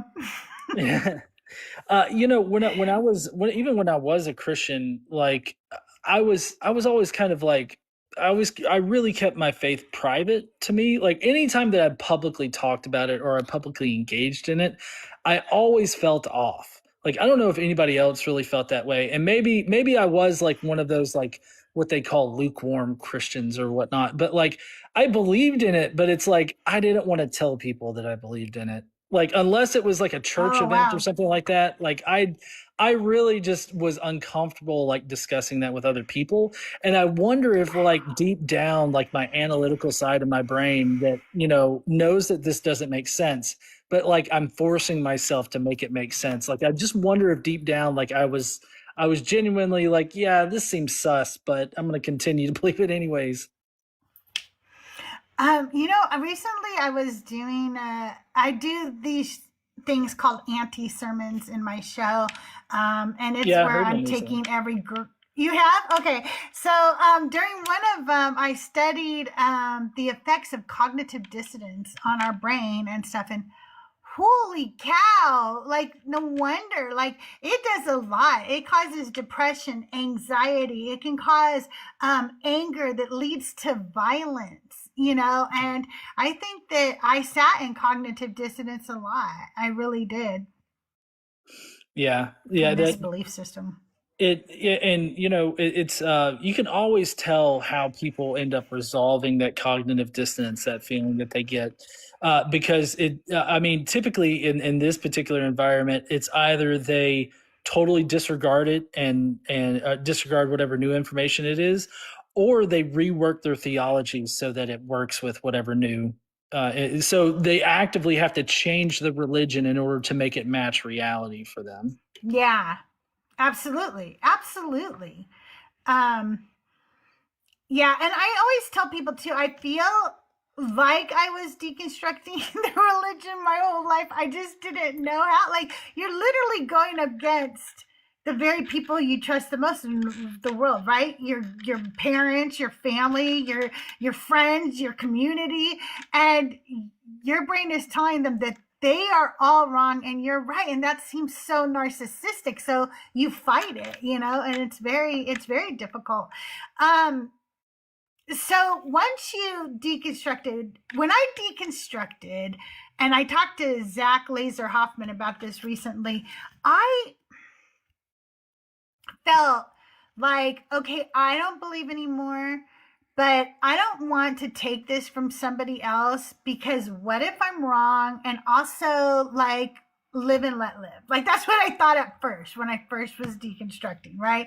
And then eventually I started listening to like Justin and Thinker and Kristen and Carol and just a whole bunch of people. And and afterwards then I obviously realized like I kind of want to actually help people deconstruct this. When did that switch for you? Did you immediately want to start doing, you know, content about it and help people? Like how did that work for you? Yeah, you know, I mean, yeah, I immediately was like challenging, like I guess the consensus of North Alabama about God, like, but just because I felt like I don't know if it was like repressed or something like that, but like I felt like I had to like toe this line the entire time of it, like with my behavior and everything is like, oh, this is expected, and so as soon as I broke from that mold, I was like, you know, fuck it. I'm not going to follow along with their expectations anymore. I actually want to like confront them with the uncomfortable side of everything. And so I mean, I guess that's why I have the attitude that I have now. And that's the reason why I'm not afraid to like confront, you know, believers on the harder topics. Cause I feel like, you know, people need, like Christians and people of other Abrahamic faiths, they need to be confronted on the harder aspects of the faith, because I mean, I just think that they need to deal with that in one way or another. Absolutely. Hey Mezzo, welcome to the show. I have absolutely nothing to add to that. No, Did you want to ask Godless some questions or anything? no, I don't. I really just wanted to do. I know I was going to raid over here, and it was weird because we went to YouTube first, but I just wanted to sit up here so people could like find me here to bring people over. Awesome. I appreciate that. And if you are in the chat and you want to ask Godless a question, the guest box is open. Also, if you're shy or whatever, you can ask your questions in chat on YouTube or here in TikTok. I'll read it out to Godless. I guess I would So ask. you did. Go ahead. Sorry, I know because I was late, so I don't know if maybe this was already asked or No, something go to this, ahead. but Godless, like, where do you get off?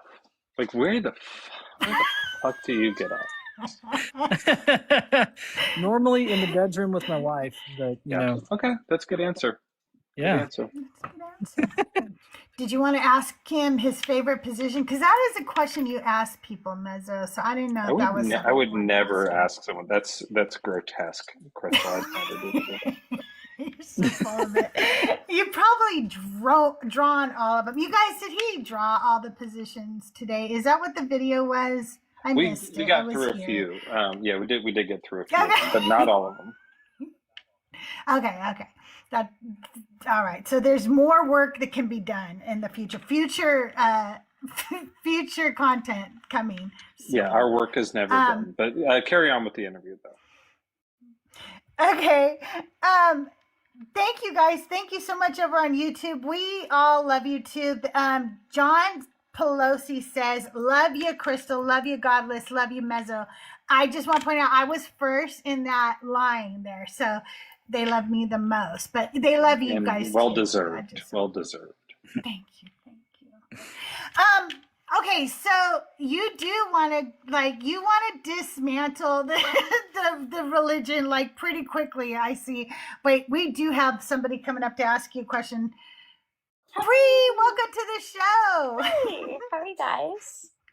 Hey, Bree. Doing well. Do you have a question for Godless? I did. So, Godless, I actually have two questions, if that's okay. Yeah. The first one is, I heard that you were a mythicist, and so I was just wondering what your best evidence was that Jesus never existed. Okay, yeah. I guess I'm kind of a little bit different. It's a kind of a modal argument, based in likelihoods and stuff. So, I mean, for me, the best evidence is, I guess maybe twofold. I'm kind of sneaking in a second one there in the back doors, as it were. So the first one is the correct reference class. If you put Jesus in the correct reference class as he initially appears in our actual records, he's part of this classical hero type. And he scores really high on it, which is what other non-historical people also score high on. And then you combine that with the mystery cult aspect of the religion as it first appears on the scene with like Paul and Peter and all them. They only know it as a mystery religion. And the key aspect of mystery religions is that there are no savior figures from any of the mystery religions that are venerated that were actually historical people in the past. So the actual claim is that, well, Christianity was the one super special outlier of all the other mystery religions that had like a real historical figure at the center of it.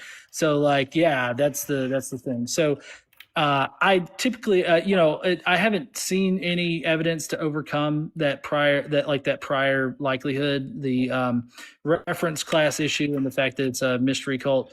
Like, there's just no evidence that actually points us in that direction, in my opinion. Awesome, thank you. And the second question was actually relatively easy. Do you ever go live about mythicism? Oh yeah, that's one of my topics that I talk about. So I generally run with like three topics. It's the first one is Jesus didn't exist, and then it's God is a rapist, and then God supports slavery. That's what I've been running with right now. Like, I have several different prompts that I've run with in the past, but I mean the Jesus didn't exist one is something that I like to talk about a lot. Awesome, cool. Those sound like really good topics. Mine haven't been doing so well, but mine was like Jesus likes Fresca. And I don't know why people don't want to talk about that. But maybe I should try some of yours. Those sound so much better than what I came up with. Bree, did you have any other questions? Nope, that's it for me. Godless, I went ahead and sent you a follow. I'm totally am excited. I want to see that mysticism live. Also, I realized you followed me, so thank you for that. Oh yeah. But yeah, Yeah, Bree does great lives. Y'all should be following everybody pretty much who's up here right now. All amazing people. And Bree, thank you for coming up. I will be putting the video together I'm probably excited. today or tomorrow. So if you guys don't know, I wrote a song. It's called Cuntified. If you are somebody who wants to be in the video, you have to be femme presenting. Please send me a DM and I'll help you be in the video. But I kind of want to wrap it up today or tomorrow, so you have to do this very quickly. Hey, Small, welcome to the show. How are Hello, you? dear. I've been all right. I know we've been mutuals for, a few years now. Yeah, a while now, huh? Did you have a question for Godless today? So, I guess the Jesus myth, I've talked to people about Jesus being a myth, and for certain people, they like to hold on to, well, Jesus was based on some historical figure somewhere, some way. And I'm like, well, there is like maybe a few % chance that there was some random dude named Jesus or Yeshua or something like that they may or may not have based on this Jesus figure. But I don't believe that Jesus was the Messiah. I just don't believe that. So, how would you go about talking to people about mysticism? Well, so Thanks, I think one of the bigger issues with the question is that people have the wrong reference class when they start talking about Jesus, because a lot of people, they want to place Jesus in this reference class of mundane person that existed, and that's not actually how Jesus appears on the scene. Like that's the minimal historical Jesus that would have most likely existed if one did. But I think that if you really start from the beginning of it, you really have to characterize Jesus as he first appears. And as he first appears, he's a highly mythological character. Paul, who's our first writing of him, only knows of him as like a divine archangel figure that appears through visions, and he reads him in the scriptures. There's no actual admission, like blatant admission, that Jesus ever walked on earth or did anything on earth or had a ministry or anything like that. It's only much later when these tales are being fabricated about the Jesus. And like, I feel like most atheists out there would agree the Gospels are not, a real Jesus. Like that Jesus definitely didn't exist. And so most of the time people have to mold Jesus into something that could have existed, but that's really kind of like loading up the entire question, if you ask me. It's definitely positioning the entire discussion to only come to the conclusion that he was a historical person, either by the pure fact that there were many of these guys running around, so it's highly likely that he was one, but that's just simply not how he first appears on the scene. Absolutely. I know for a fact that there is a huge problem with the timeline of when he was born and when they went back to Jerusalem specifically about the census that was supposed to be held during this time. However, it would not have been held because it took, I think it took place at least 300, if not 400 years beforehand.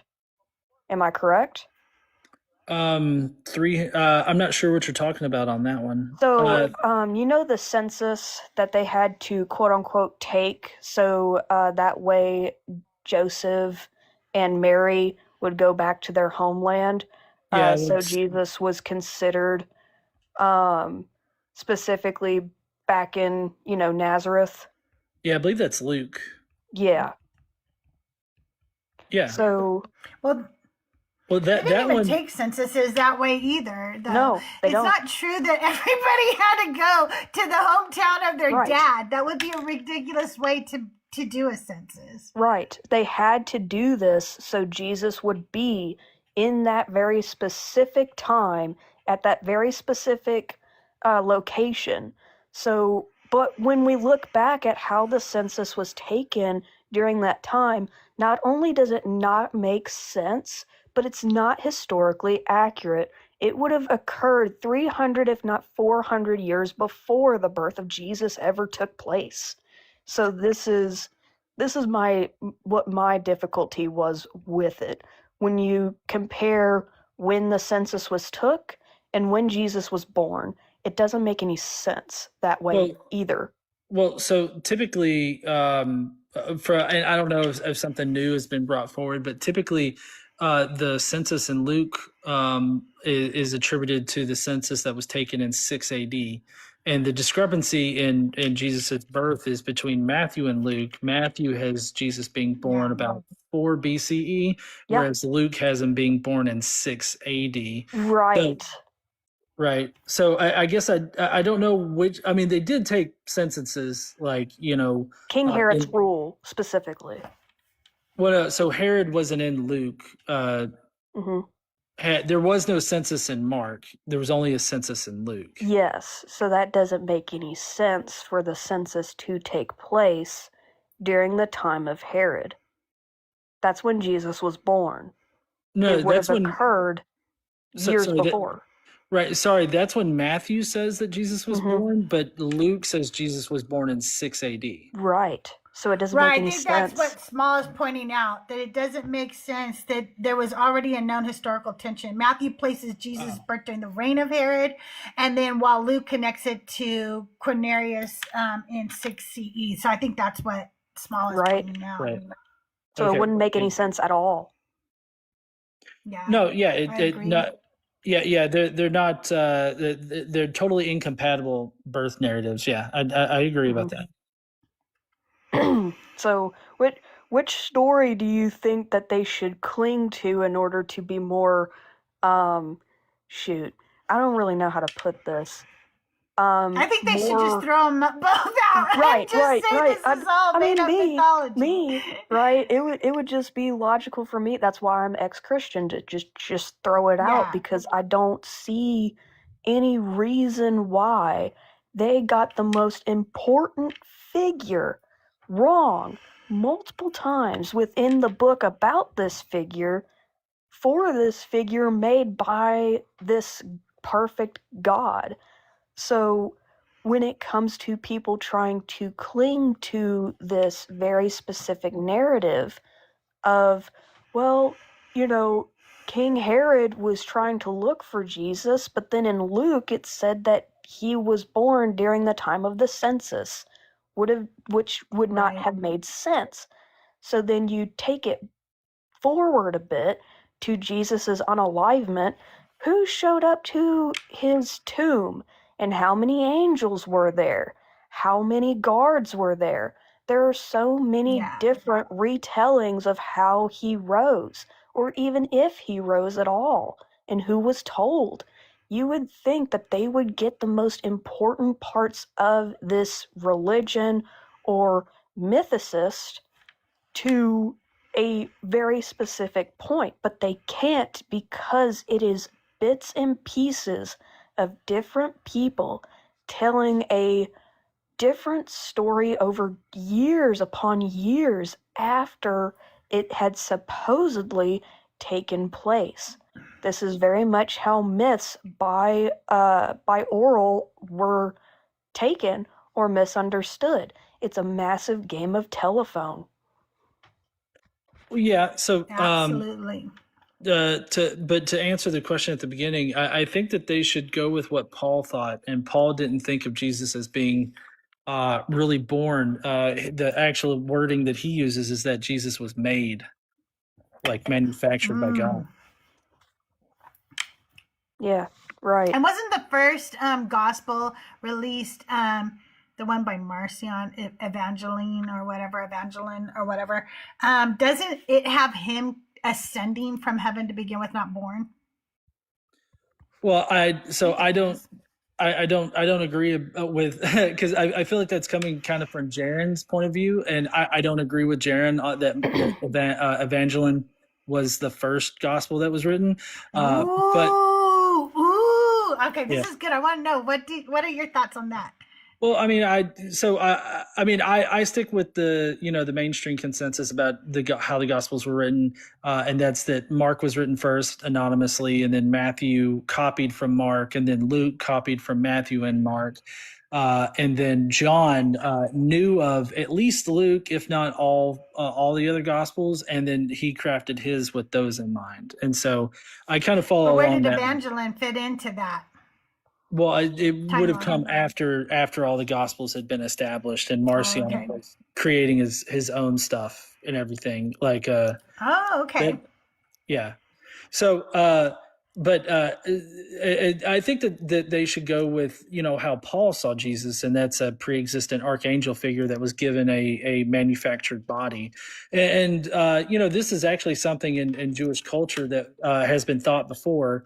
About other figures in the scriptures, like Philo, he thought Moses was actually given a manufactured body by God and ascended up into heaven. There's some writings by him that say that. So that's actually a thing that is well known in like Jewish or in Old Testament scholarship. So I would just toss out the birth narratives completely. They're all hogwash. Another question I have for you specifically is, I was reading through the Bible and caught this like a year ago. When we're talking specifically about the fall of the king of Babylon, so many Christians, it's not even funny, believe that this is the fall of Lucifer or the fall of, the angel Lucifer, and then try to reconnect that to Lucifer, the fallen angel, being Satan, even though Hasatan was quite literally a legal term for multiple different people or multiple different specifically situations as well. So, for example, Yahweh was called a Satan at one point that rose against Israel during what do you know, another census that David was supposed to take. It's very similar in its structure of the stories, but there are two supposedly, quote unquote, different figures, one being Yahweh and the other being Satan. So, me looking at it, knowing that Satan is now a title, I'm looking at it and I'm going, now wait a minute. So, is this Yahweh but in another title? Well, so the title that you're talking about there is it just means adversary, right? Prosecutor, yeah. Yeah, and you're right. That is just a general title for multiple different entities in the Old Testament. I do think that it's important to point out how Satan doesn't actually appear in the Old Testament at all. That's actually something that was invented as a pesherim with the New Testament, and it was actually derived from Zoroastrian beliefs. So, like, you have Zoroastrians to thank for the whole Lucifer or this celestial adversary. Love that for them. Yeah. I swear. Satan doesn't appear in the Old Testament at all. Then wait, who's in Job then? That's the adversary. That's it's just the adversary. Right. Yeah. It's in general, it's the adversary, and typically, like they were saying. I'm sorry, I totally am blanking on your name right now. Small. You can just call me Small. Small. That's what Small was pointing out, is that it's a title used for multiple different entities that just show like an adversarial spirit or divine being or whatnot, and that's who God was talking to. It's a later sort of like a retcon, or what it specifically in scholarship it's called a pesherim, is this reinterpretation of scripture to place like Satan in there, or to call him Satan and whatnot. It's really just the adversary. Before you continue, Nick, I brought you up. Can you do a quick commercial for me? I'll be right back. Yeah, absolutely. All right, you guys, you know the drill. Let's get to double tapping that screen. Share it out to at least 5 friends or more, or to your Discords. If you have no friends or no Discords, hit that copy link at least 5 times. It does help boost the algorithm, which boosts Crystal out there. Also, don't forget to hit that repost button, because as you're watching, and if you hit that repost button, it'll come up on your friends as FYPs. Don't forget to collect your points. So when you click the heart me button, it's going to come up with a bunch of points. It's just from gifting, watching, whatever. That also boosts the popularity, which boosts her out into the algorithm more. Host does have some gift goals, so if you got some spare coin, send them to your Witcher. But the best way to support the host is by collecting your points, double tapping, and sharing it out. I do want to add to what Godless was saying, though, if that'd be okay. Yeah, but before you do, I have to tell you something really funny that is off topic and an inside thing, but it's funny, and I have to tell you before I forget, because ADHD. Here's the funny thing. If you haven't, you have to, when you get done here, go listen to the messages I sent you through Discord. And then I want you, as you're listening to those messages, to know that a guy came up on here today, specifically the guy named came up on here today and accused me of saying that I went to theology school, that I used to be a minister, and basically saying that I was educated, and I made all these claims on me's platform, okay? The person me, okay? So just remember that when you listen to the oh my God. Okay? Because it's so funny that he said that today after I left you these messages last night. Okay, it's really funny. But before you do that, I just want to say one more thing. Reasonable Doubt asked a while ago. He said, Godless, my question for John is, how do you ground your morals? And I just want you guys to know that all the atheists got together. We've talked about it, and every atheist ground their morals through me now. So that's how. That's where people ground their morals now. All atheists. Yeah, I totally support that right there. There you go. Okay, go ahead, Nick. You had something actual to say. Go. Oh yeah, so the Ha-Satan of the Old Testament is like he was saying, the accuser adversary, but he was actually part of the divine council, and his whole job was to basically persecute the believers and non-believers to basically see who would be actually worthy of God. Some Jewish people do believe that at your time of unalivement, the Ha-Satan does stand beside God in your time of judgment, which is actually really cool. So he's not that satanic figure that the Christians came up with, in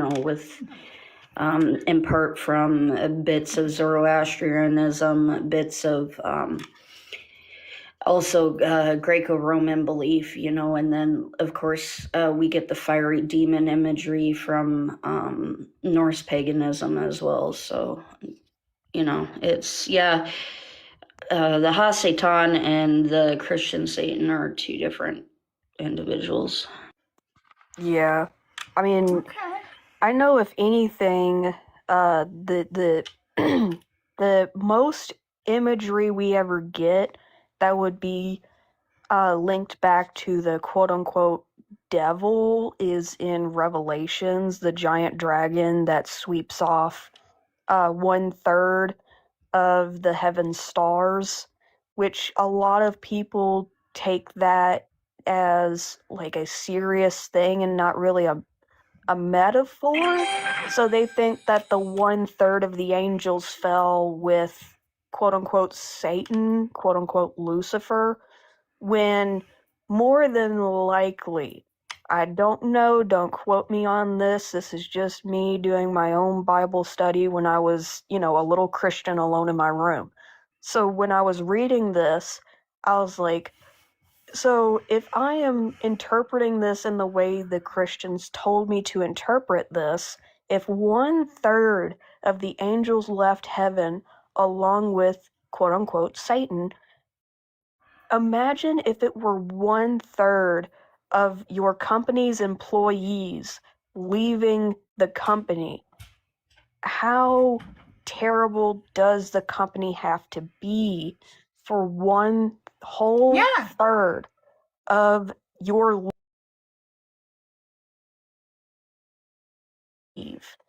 when they were supposed, as if not more. I was like, now, God, why are they all leaving, and why does Israel not want to be with this God? Why Right. is Israel constantly whoring herself out to other gods? You know what I mean? Obviously, I don't know. The people didn't want this God, and the angels didn't want this God. Right. You know, I'm sorry, that's what he says. But anyway, yeah. But do you guys have any questions for Godless? I guess that would be one question I had for Godless. Like, how do you interpret the dragon taking 1/3 of the stars with the swipe of his tail as he falls? I mean, I think that's I mean, I know that Revelation is more imagery about I want to say Rome. I want to say that it's about some kind of war with Rome, and so I mean, I would just take it into its actual cultural context of when it was written as to what it was kind of talking about is probably not would do it. Would you interpret Rome as the dragon taking 1/3 of the lineage? I mean, I don't know what the scholarship says about that, so I would probably have to defer to what mainstream scholarship would say about that part of Revelation. I haven't looked into it too much. I wish I could give you a better answer. All right, I'm gonna look up. Nick, do you have anything on this since you are a scholar? Oh, my apologies. I was reading the fight going on in the comment section. Can you please repeat the question? Okay, so you know about that dragon in Revelations, right? That dragon, yes. Yeah. So not the purple one. We all love that one, but yes, no. we all love the purple dragon. So when Puff the magic dragon. I'm sorry, go ahead. I like that dragon. So sorry, when- that's my favorite dragon. when we look at the verse of the dragon in particular, you know how Christians love to just, pull that back into Satan, but now that Godless has talked about it and saying that it he said might be a kind of metaphor for Rome, do you think Rome was interpreted as the dragon taking 1/3 of the lineage? Because Rome stole a lot of shit.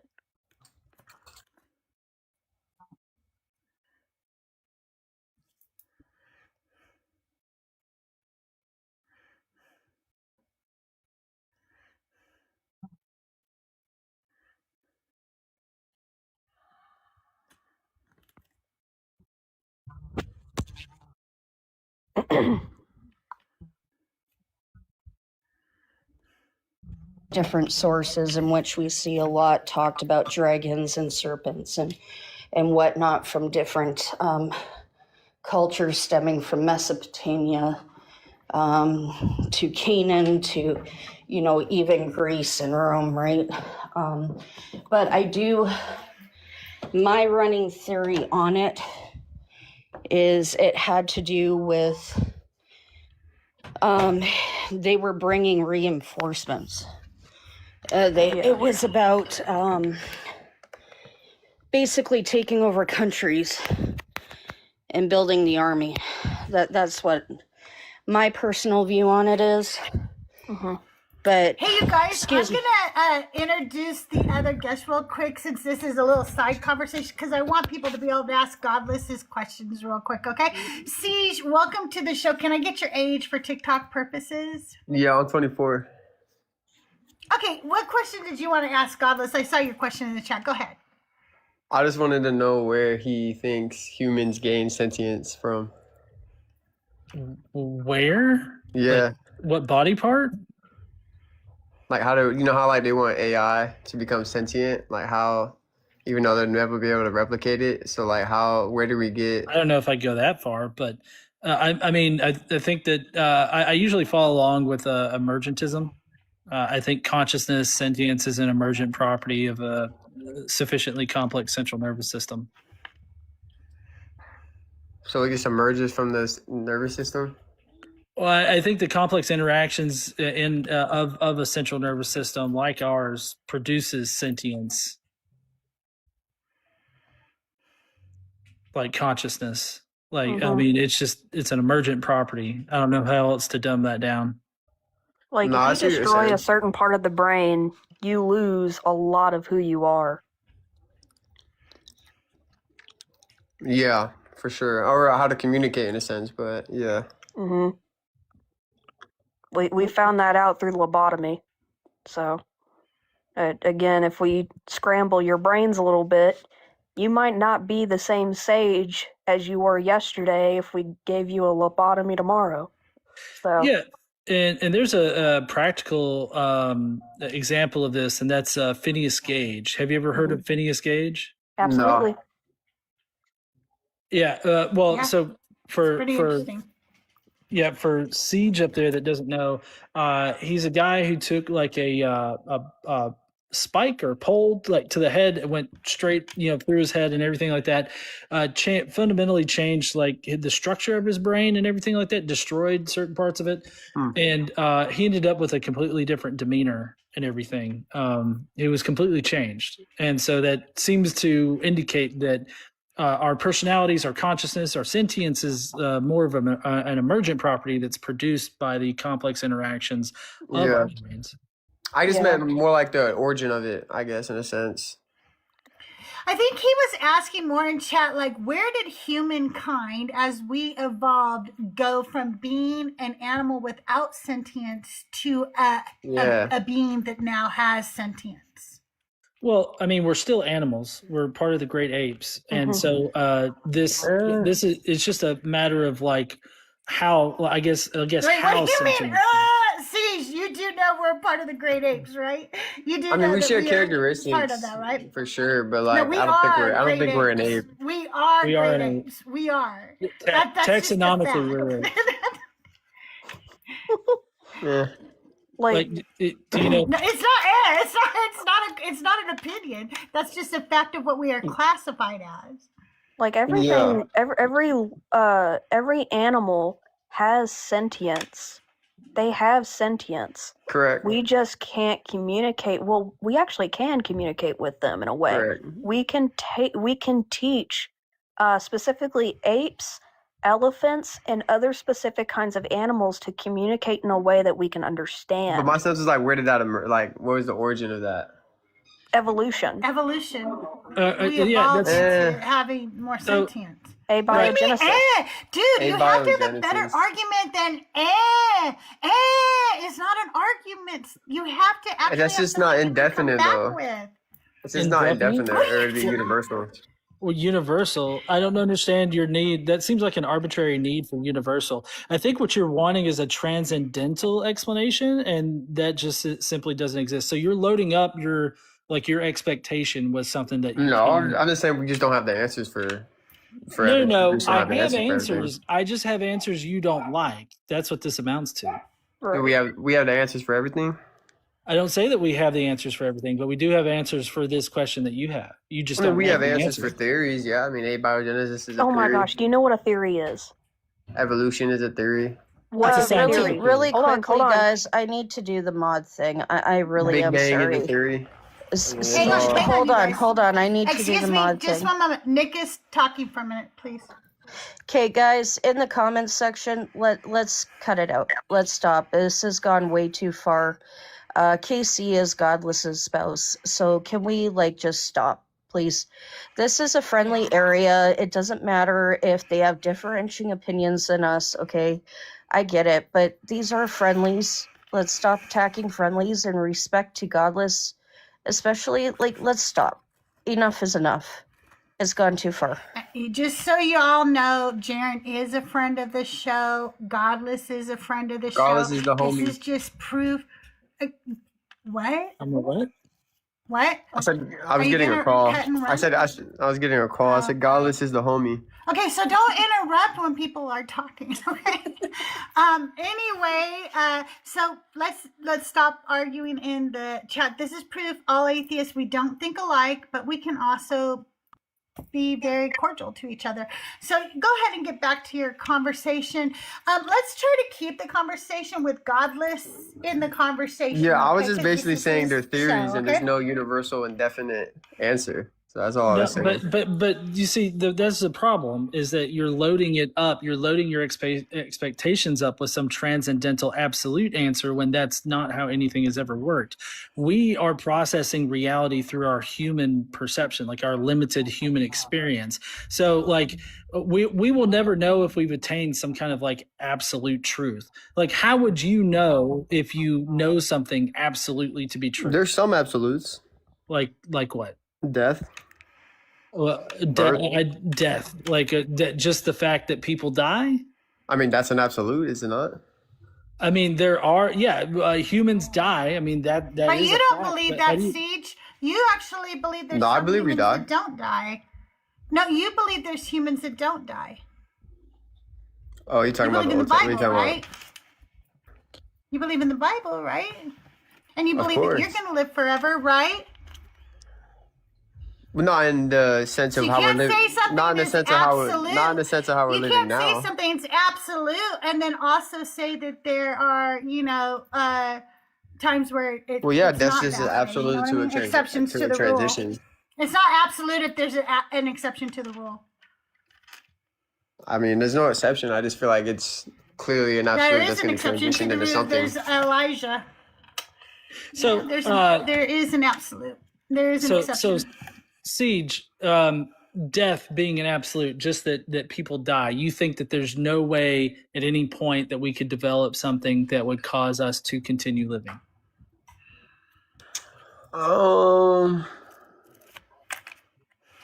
I mean, never say never. That's what Justin Bieber said, right? Okay, yeah, that's exactly what I've been talking to you about right now, is that you don't absolutely know that, right? So like there's no way to know that we have attained absolute knowledge about something. That there's no way to like at any point. That's the limitation that we have as human beings. So like we have no way of knowing that. So even like even if you want to appeal to a God, like I'm guessing you're Christian. Correct. Yeah. Yeah, that tracks. So like do you think that your God is omnibenevolent? Well, I mean, are you going like the whole shtick, like the whole Omni thing, or I'm lost? What are you trying to do? I Get at? asked you a question about your personal position on God. I feel like I know that he's all powerful, omnipresent. Correct. Yes, all those things. Well, correct. Hold on. But what I asked about omnibenevolent, and you said everything but that. Do you think God is good all the time, and all the time God is good? Correct. Okay, correct. Then explain to me why God would order the Israelites to unalive baby boys in Numbers 31. I'm not. I mean, I can't speak for. I'm not God, so. See, the pure fact that you cannot sit there and condemn the unalivement of full-ass babies and children, that should say something about you and your faith. I mean, not really. I just can't speak for something. I can't speak for a being that's not me, you know? Hey, but you do talk for him all the time. Right, You guys will tell us how he loves us, how he I wants meant a for, personal like- relationship with us. No, you only talk for him when you want to. And then when we put your feet to the fire, you go, I can't talk for him. Right. I want to, as a quick demonstration, I'm just going to go down the line here. Crystal, is it bad to unalive babies? Yes. All right. Small, in the context of Numbers 31, is it bad to go in and unalive babies? Yes. Nicholas, is it bad to unalive babies in Numbers 31? In any situation, yes. All right. Siege, is Well, it you bad to can go say the in same- and you can say unalive this- babies? You can Is say it the bad- same thing about the flood or Noah's Ark. I mean, Yeah, right. I could go down the line with all three. Yeah. All three of You're all three right. other It people was here. horrible.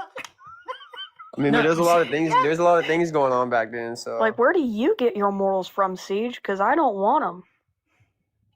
what are we talking about?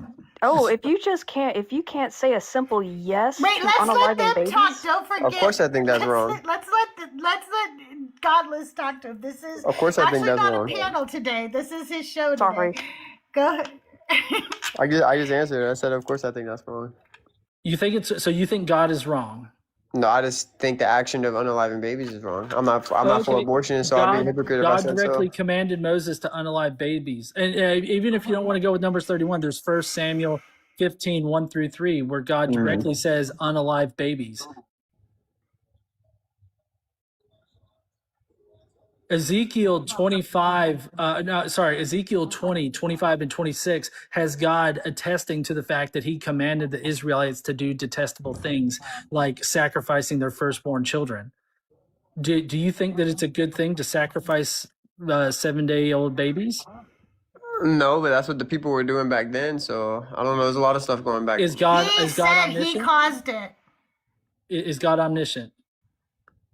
Yes, he's good all the time, of course. All right, so it was a good thing to drive a knife into the chest of a baby.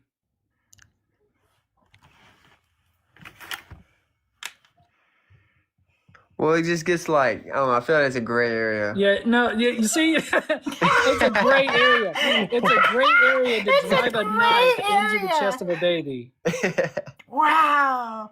Well, I don't agree with that, with the action. But I feel like there's a lot of context being left out. Is there? What I mean, yeah, context? we were Siege, back in then. what context? No, Siege. In what context do you have a woman birth a baby, let her have the baby for 7 days, and then on the 7th day take a knife and drive it through the baby's heart? I believe that the Bible is true, but I also believe that it's been also manspread in a lot of ways too, though. So, like, I don't. Technically, if they were sacrifices, the throats would have been sliced and their blood would have been splattered on the altars. There you go. I mean, sorry. Thank you, Nicholas, for the correction on that. Yeah, just to make things worse, because I'm all about that. Yeah. So in what context, Siege? I'm wondering if you can describe a context in which bloodletting a 7-day-old baby child would be a good thing. I don't agree with that. I wouldn't do that.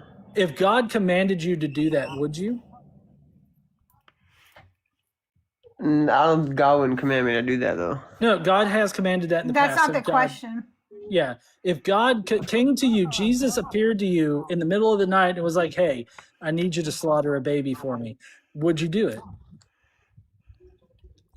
Jesus isn't aligned himself with those things. Your so. non-answer doesn't get you out of the question. What it does is it shows how weak you are. Because again, in a heartbeat, I'm going to say, listen, watch this. In a heartbeat, I'm going to say to Godless, you know what? Not only would I not do it, I could not condone it anymore. That's why I'm not a Christian anymore, Godless. I was like, what So the hell? when did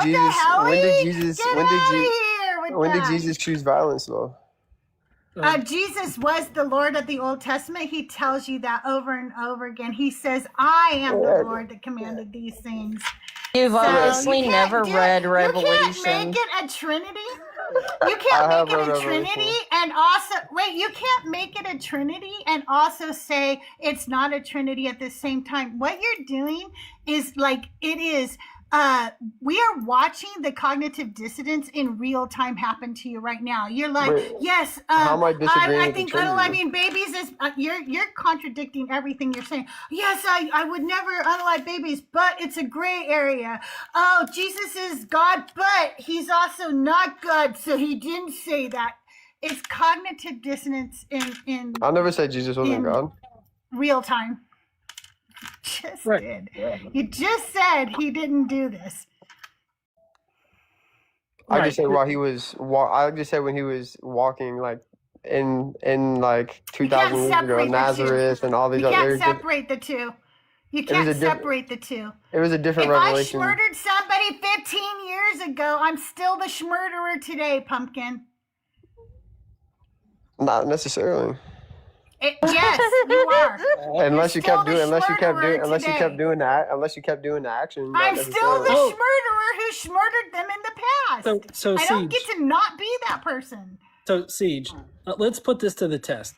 Let's say that there's a person that goes out and grapes a 14-year-old child, and never grapes another 14-year-old child again. Does that negate the fact that they graped a 14-year-old child? Doesn't negate. No, it doesn't negate it. I see what you're saying. They still did the action, so like I see what you're saying. But I feel like that person could also change from that said action or be different in the future. But Jesus said If he God, didn't change. if He said, God's all I powerful and am if that God's all God. powerful, who says he can't change through revelation though? I'm so lost.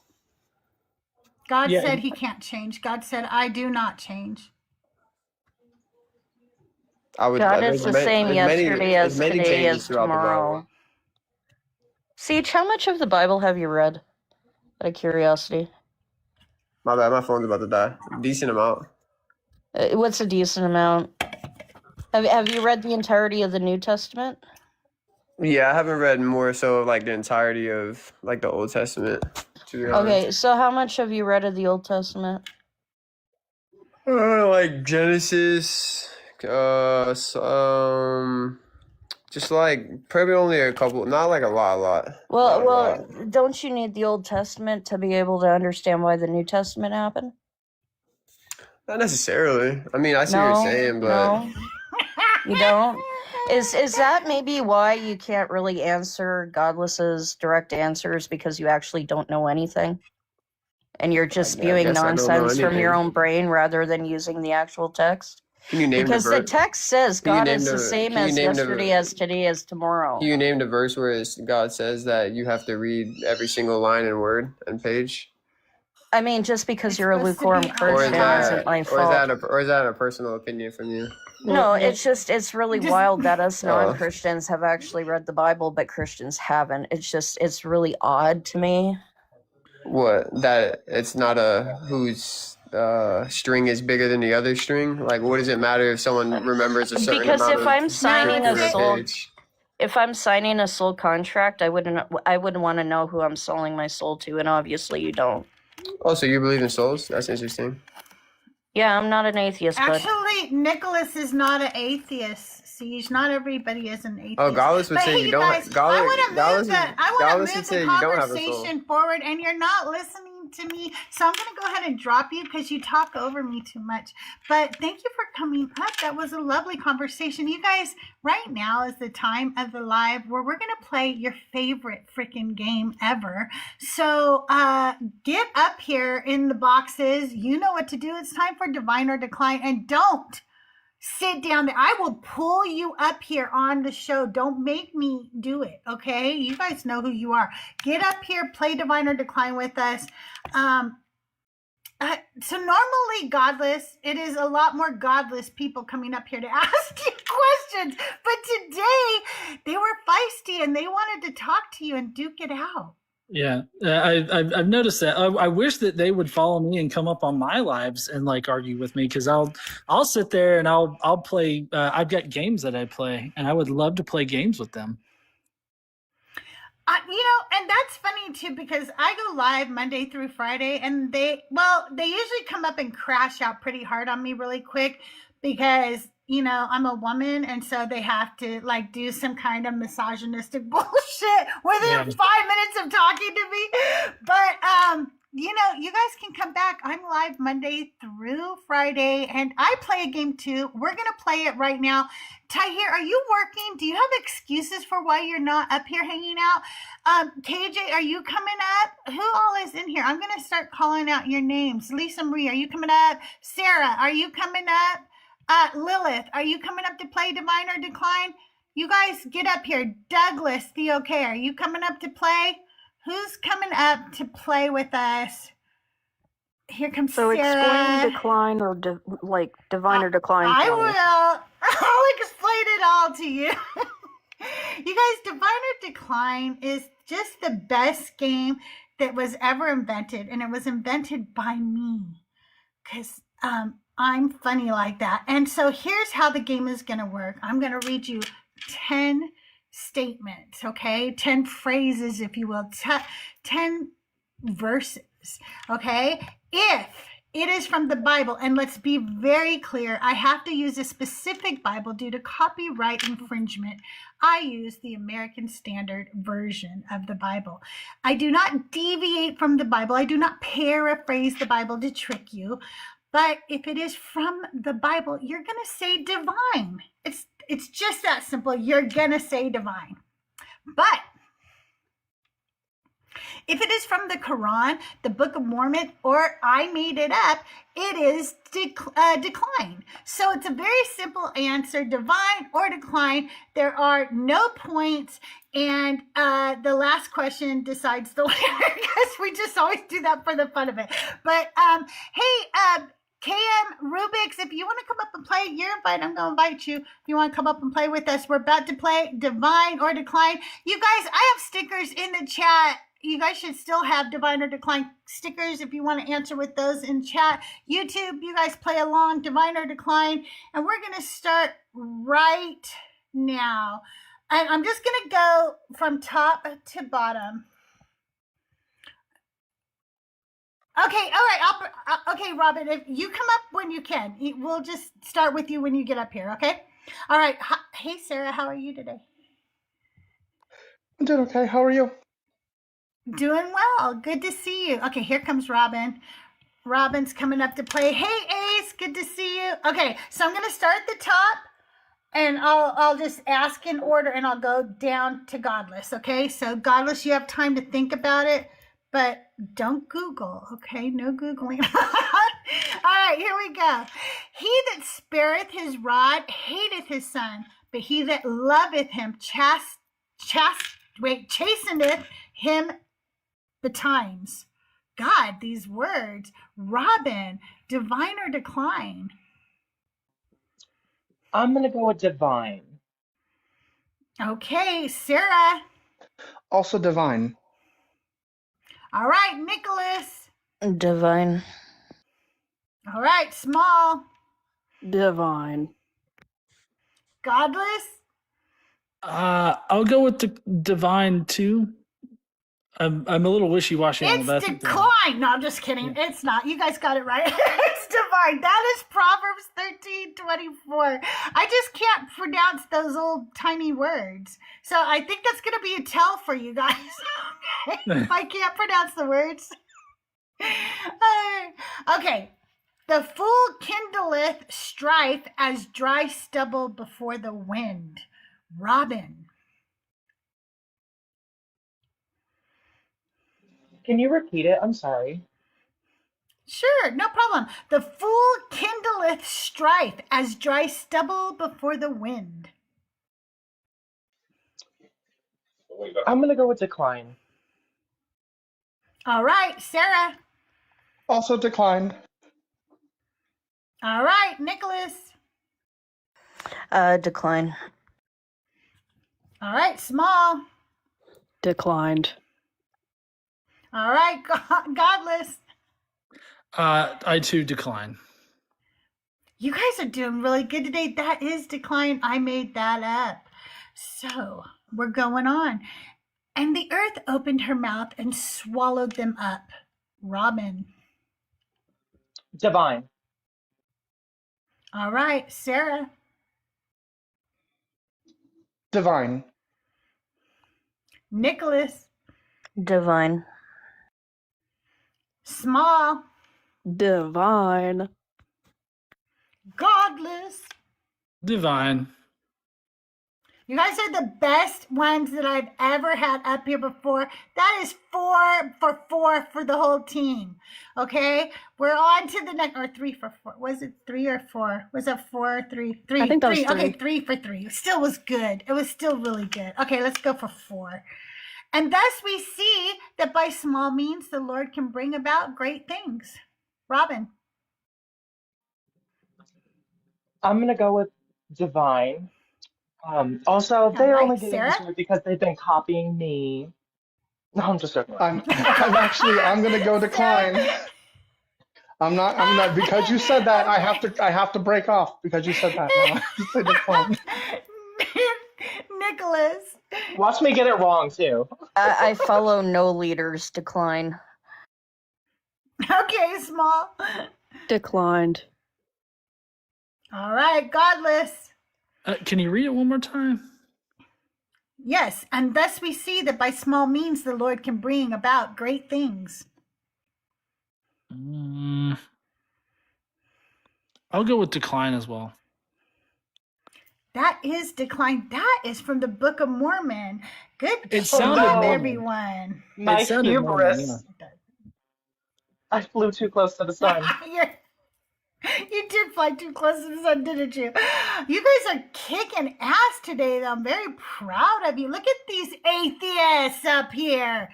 I think a few of you have the Holy Spirit. I'm just saying the way you guys can discern things. Oh, please Okay, don't here tell we go. Father Mark that. I'm going to tell him that. All right, here we go. He shall be set before him, and he shall be given water like molten brass to drink. Robin.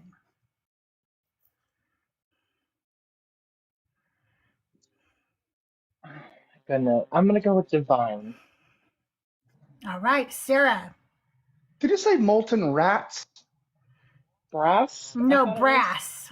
Brass. Molten brass. That makes more sense. I'll say decline. All right, Nicholas. A decline. All right, Small.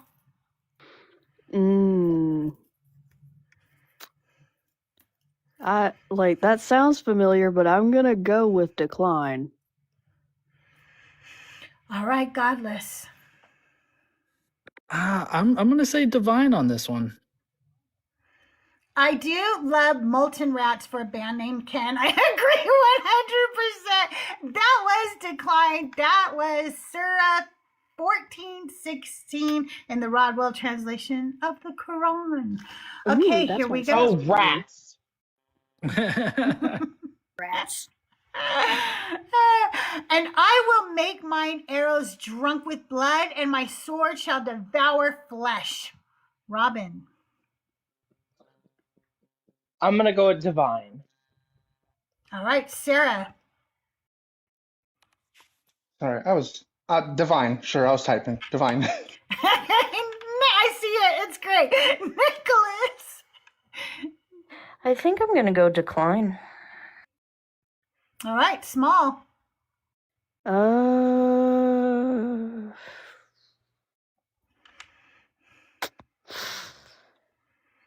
I guess I'll go with decline.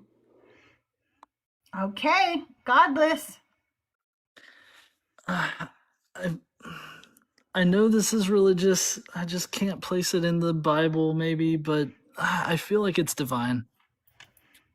It is divine. That's Deuteronomy 32:42. Oh, man. That is very divine. You know that molten brass one? I was like, where have I heard this before? Yeah. I thought it was in the Bible. I recognized it because I've read the Quran. I was like, no, I've been duped. Oh. Well, they do drink molten gold in the Bible too, so that might have been. This is like when 10 times when they harder melt for me because down. I've read every holy book. They melted down the calf, and then Moses made them drink the gold or something like that. I don't remember. Joel loves that part. It's one of his favorite things that they do. Okay, the heart of man deviseth his way, but Jehovah directeth his steps. Robin. Divine. All right, Sarah. Decline. All right, Nicholas. Can you say it one more time? I think so. The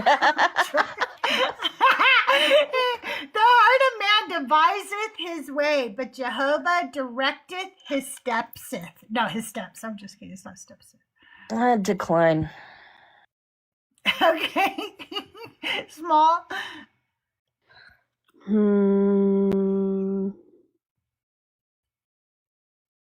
This is just from the Bible, right? Not from any of the other translations. It's only divine if it's from the Bible, and I use the American Standard Version. Okay. I would have to say decline. All right, Godless. Yeah, I'm gonna have to say decline on this one too. But it is divine. That's Proverbs 16:9. With Jehovah. You and your Proverbs get me every damn time. It's the Jehovah that got me.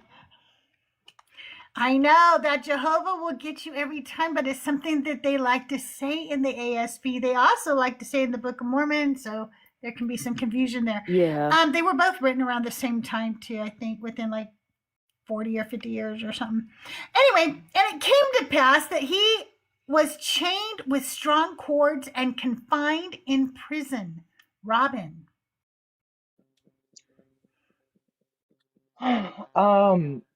I'm just hung up on the chords thing, but I'm gonna say divine. All right, Sarah. Decline.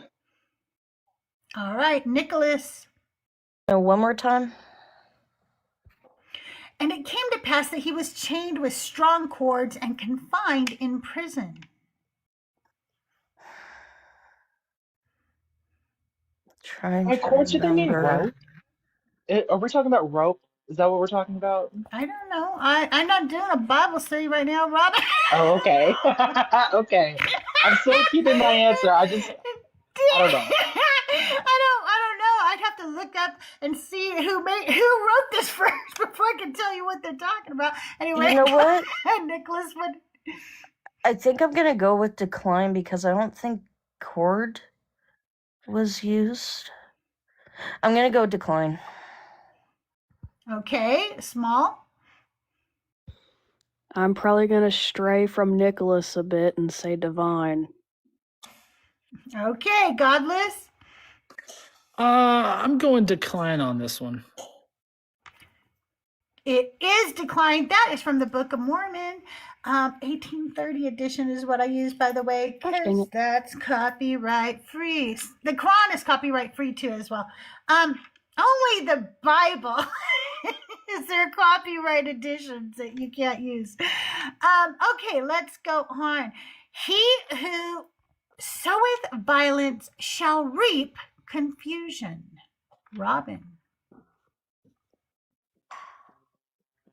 He who soweth violence shall reap confusion. That seems too just. I think I'm gonna go with decline. All right. Sarah? Decline as well. Okay, Jeffers says decline. That's DC talk. I should use lyrics from, from old Christian bands. Go ahead, Nicholas. Divine or decline?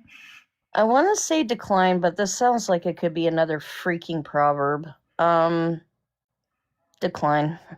Could be. Okay. Small? Well, it bit me in the ass last time, so I'm going to say decline. Okay, Godless? I'm going with divine on this one. It's decline. I made it up. Okay, here we go. And thou shalt not suffer a sorceress to live. Robin. Divine. Sarah. Definitely divine. Nicholas.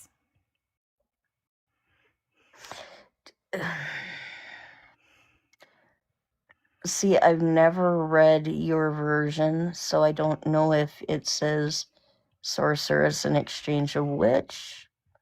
Shit. I'm gonna say divine and hope it's just your translation is different. Small? Straight from God's mouth, divine. All right, Godless. Divine. Do you guys like how I don't have any tells, though? Like, you still don't know. You're still wondering. You're still going, what is she going to say? Is it divine? Is it decline? I can't tell. Because I don't have any tells, right? I do have a great I'd be poker face. afraid to play That poker is with you. divine. And that's divine. What if I could That is read it through your Exodus glasses? 22:18. Okay, here we go. The last one. When the grave shall be turned upside down. Robin. When the grave shall be turned upside down.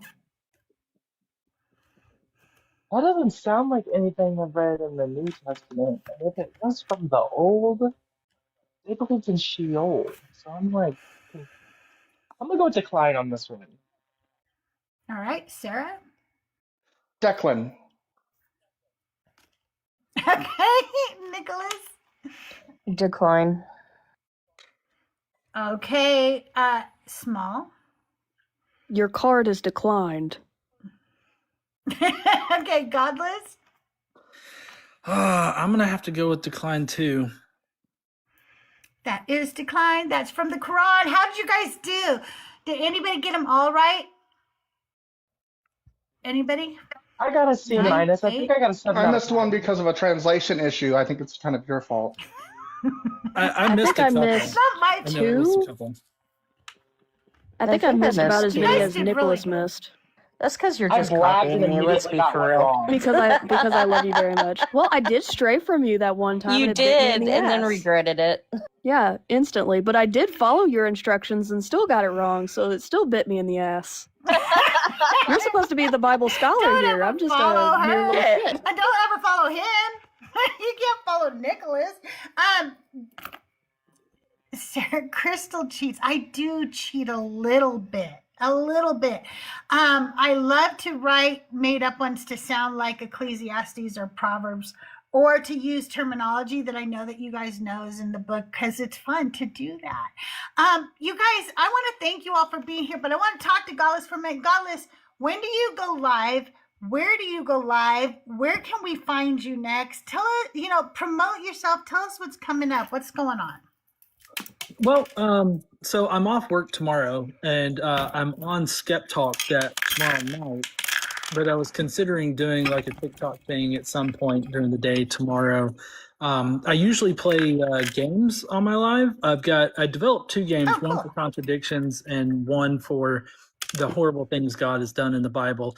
And I typically like to try to get Christians to play it so that they can, realize either there are contradictions or God's horrible. And so I don't have a regular schedule right now, but typically I'm trying to, like, Tuesday nights I have free to like do a live thing. And I typically try to go live before Justin does, whenever he does go live, or Dalton goes live. So typically it's like about 4 o'clock or so and going for a couple hours, maybe on Tuesdays or Thursdays, something like that. Are typically when I would be trying to go live. But I'm just a little bit sporadic right now. I do have Skep Talk on the line on YouTube tomorrow night at 6 p.m. Central, though, for sure. All right, you guys make sure you're checking that out for sure. And then what are some of the upcoming conventions? You have one that you're like hosting though and everything, right? When is that? Where can we find out more information about that? Yeah, so we just recently formed Rocket City Reason, and you can go to rocketcityreason.com. It's our first year for the conference. It's in North Alabama. You can go to rocketcity.com to see the schedule and the speakers. rocketcityreason.com, sorry. rocketcityreason.com. You can see the schedule and everything. It's October 23rd through 25th. We've got Friday night festivities, like an Alabama barbecue and a drag show. We'll be playing games that night. And then Saturday's the conference where we've got a lot of panelists and speakers. We'll have Seth Andrews there, Forrest Valkai, Erica Gutsick Given, but also some TikTok people that y'all may know: Black Atheist Rants, Thinker, Jesus Unfollower, and several people. Volsi is a MC Hell yeah. for the event. Archradish, I don't know if y'all know Archradish on here. But so we've got a lot of great people that are going to be there. We've got a lot of people that we're going to be announcing as featured guests. Like I know Justin, Deconstruction Zone, he's definitely going to try to be there. And we've got several people that we're planning on putting on the website for featured guests, but it's just basically going to be like an online content creation smorgasbord kind of thing in October. So that's October 23rd through 25th. And love Volsi. yeah, They're it's amazing. It's in Huntsville, Alabama. It'll always be in Huntsville, Alabama, because that's where we live. But it'll be there, and we'll have an awesome time. But I'm also going to be at like NanoCon There's also BajaCon for any of the Canadians out there. BajaCon is up in Sarnia, Ontario. We're going to be on the Free Thought Cruise in March, where I'm also speaking on the Black Non-Believers Cruise, the Decon. So yeah, it's we've got a lot of stuff going on this year. That's amazing. Oh, yeah, there's the Revival of Reason, I think, that's out in Atlanta. I'm doing that too, and apparently I'm speaking at that as well. I'm not sure if the Black Non-Believers know I'm not black, because they're asking me to speak at a lot of stuff. That's really cool. I really love Bar and Volsey, and Thinker will be my guest next Sunday right here for Decon Q&A with CrystalJae. So make sure you guys put me on your calendar for that. This is her makeup. We were supposed to do one a couple of weeks ago, and so that's why you got messages from me going, are we still on for today? Because I know that you guys get busy with your calendars and stuff, and so sometimes, people forget, and that's okay. But I was like, I just kind of want to know, do I have to, do I have to do makeup today or not? That's really where the question always lands. Am I going to have to draw eyebrows on today or not? So yeah, honestly, I'm not in my messages too much, so I'm sorry for missing that. That's okay. That's okay. I see. I caught you with Joel and Mezzo, and it just worked out, right? So, I was like, oh yay, he did remember. Oh, cool. But you guys, I want to thank everybody for being here. Let me promote myself for a minute because I've got things. I've got stuff. Do you know what dropped today, you guys? My episode of Girls Gone Godless. And yes, Tahir, I said it right this time. Girls Gone Godless, the podcast, drops new episodes every Sunday, and I was their guest, and my episode dropped today. It's called something like Bell's Bargo. Make sure you check it out wherever you stream your podcast. That being said, my first podcast dropped on Wednesday, my first episode of Anti-Sermons. I'm really excited about it. It's the sermons that you guys hear in my lives that I do on every girl or girls, woman or women, named or unnamed in the Bible chronologically. We're going through all of them. We're asking them to step forward, and we're pushing the male stories to the background because the men have had the microphone for far too long. And it's time for the women to step up and tell us their stories in the Bible. So we're going through that methodically, and my podcast dropped on Wednesday. You can listen to that. I think it's everywhere but on Apple right now, because Apple is a pain. Like, they were just kind of a pain for me. So it will get there eventually. But it is on like Amazon, it's on Spotify, it's on iHeartRadio, wherever else. And last but not least, my album, Ex Parte, my deconstruction album, is everywhere. So is A Seat at the Table. Make sure you guys go listen to it. My music is under CrystalJae, CrystalJae, all one word. Make sure you subscribe to me on YouTube and everywhere and all the good places. Robin, thank you so much for being here. I hope you have a great day. It's good to see you. I am putting together the music video sometime today or tomorrow. So just so you guys know, I am getting that out there too. Sarah, always good to see you. Sarah, when do you go live again? I'm thinking about going live today for a little bit. Okay. Probably like an hour. Did you want to go live? Right. Okay. In about an hour. You guys make sure that you follow Sarah. We have somebody coming up. We've got 15 more minutes. Let's bring up Constantine. Hello. Hi, Constantine. How are you today? I am doing good. I am happy to join your conversation, and I would like to discuss what you on your mind. Okay. First of all, can I get your age for TikTok purposes? My age is more than 40 years old. Okay. And today we're talking to Godless Engineer. It's a Q&A for Godless Engineer. So do you have a question for Godless Engineer? At this time, no idea. I'm ready. No? Okay. Well, thank you for coming up. Okay. Thank you for coming up. Sometimes people join lives and they don't know what we're doing. They just join. I don't know what they're doing. I'll join them too. Grana Zana has a question. We'll bring Grana up. Hey, Grana, how are you? Hey, I'm good. I got so much paint on me today, though. I can't tell you.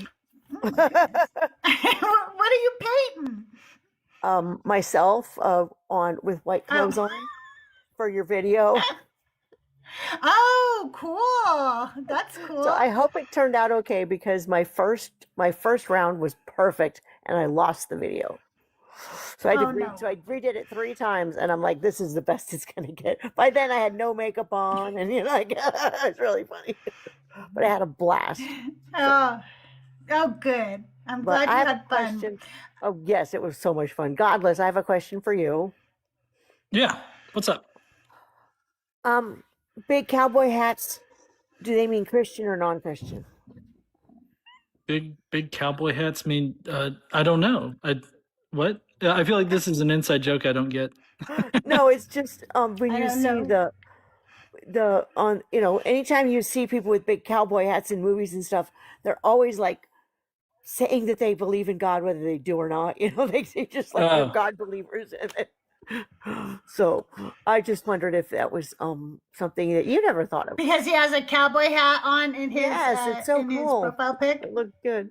Oh yeah, so that was my 40th birthday party, which is, and that's why I had the cowboy hat on. I was just being silly, but yeah, I mean, I think that like just indicative of just like Southern culture.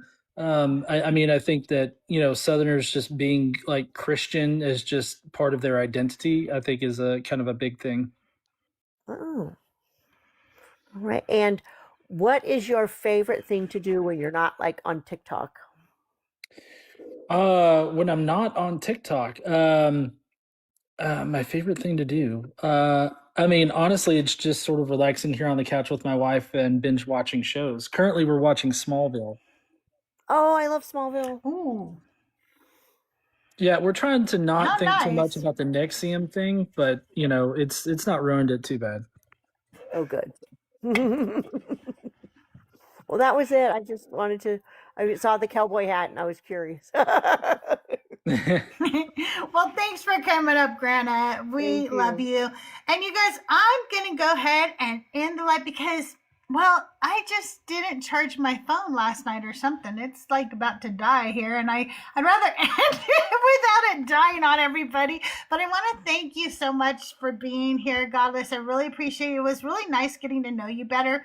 And I hope that we can do this again in, like about 6 months. Get a little update on you, see what you're doing, and hopefully I will meet you one day at one of these conventions. I'd love to go to one. They sound so fun.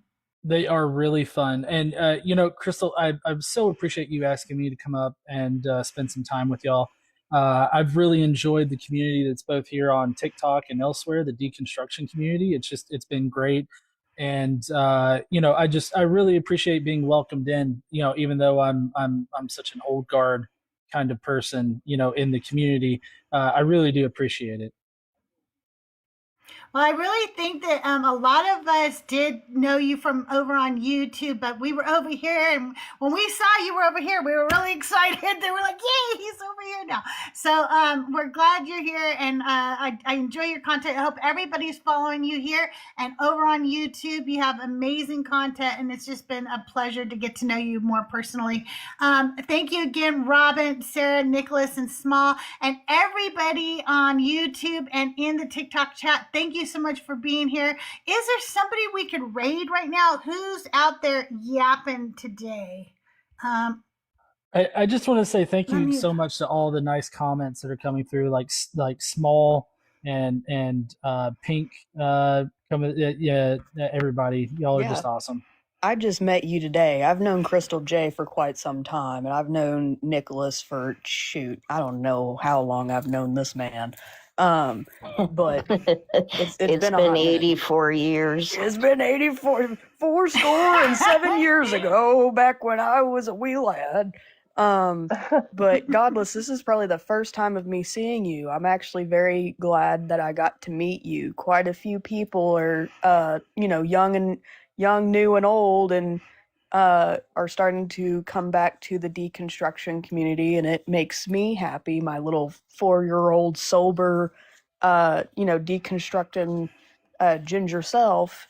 It makes me so happy that we're like reuniting with some of the older ones that have been doing this for a long time, and then me popping back in CrystalJae's. I've been just moving around to new people to see if we can all get together. I have my own group chat, Atheist United. There's quite a few pagans on there as well, and just other people that have been in the deconstruction community for a while. I could send you an invite if you would like it. Sure, feel free. Yeah. Absolutely. Well, I hope you guys have a great day. I will be going live here right did after too. this. All right, you guys can either go raid Smalls. Also, Mama Bash is live and Daniel's live. Wherever you go, go tell them that CrystalJae loves them. Have a great day, everybody, and I'll see you around the mean streets of TikTok and YouTube. Bye.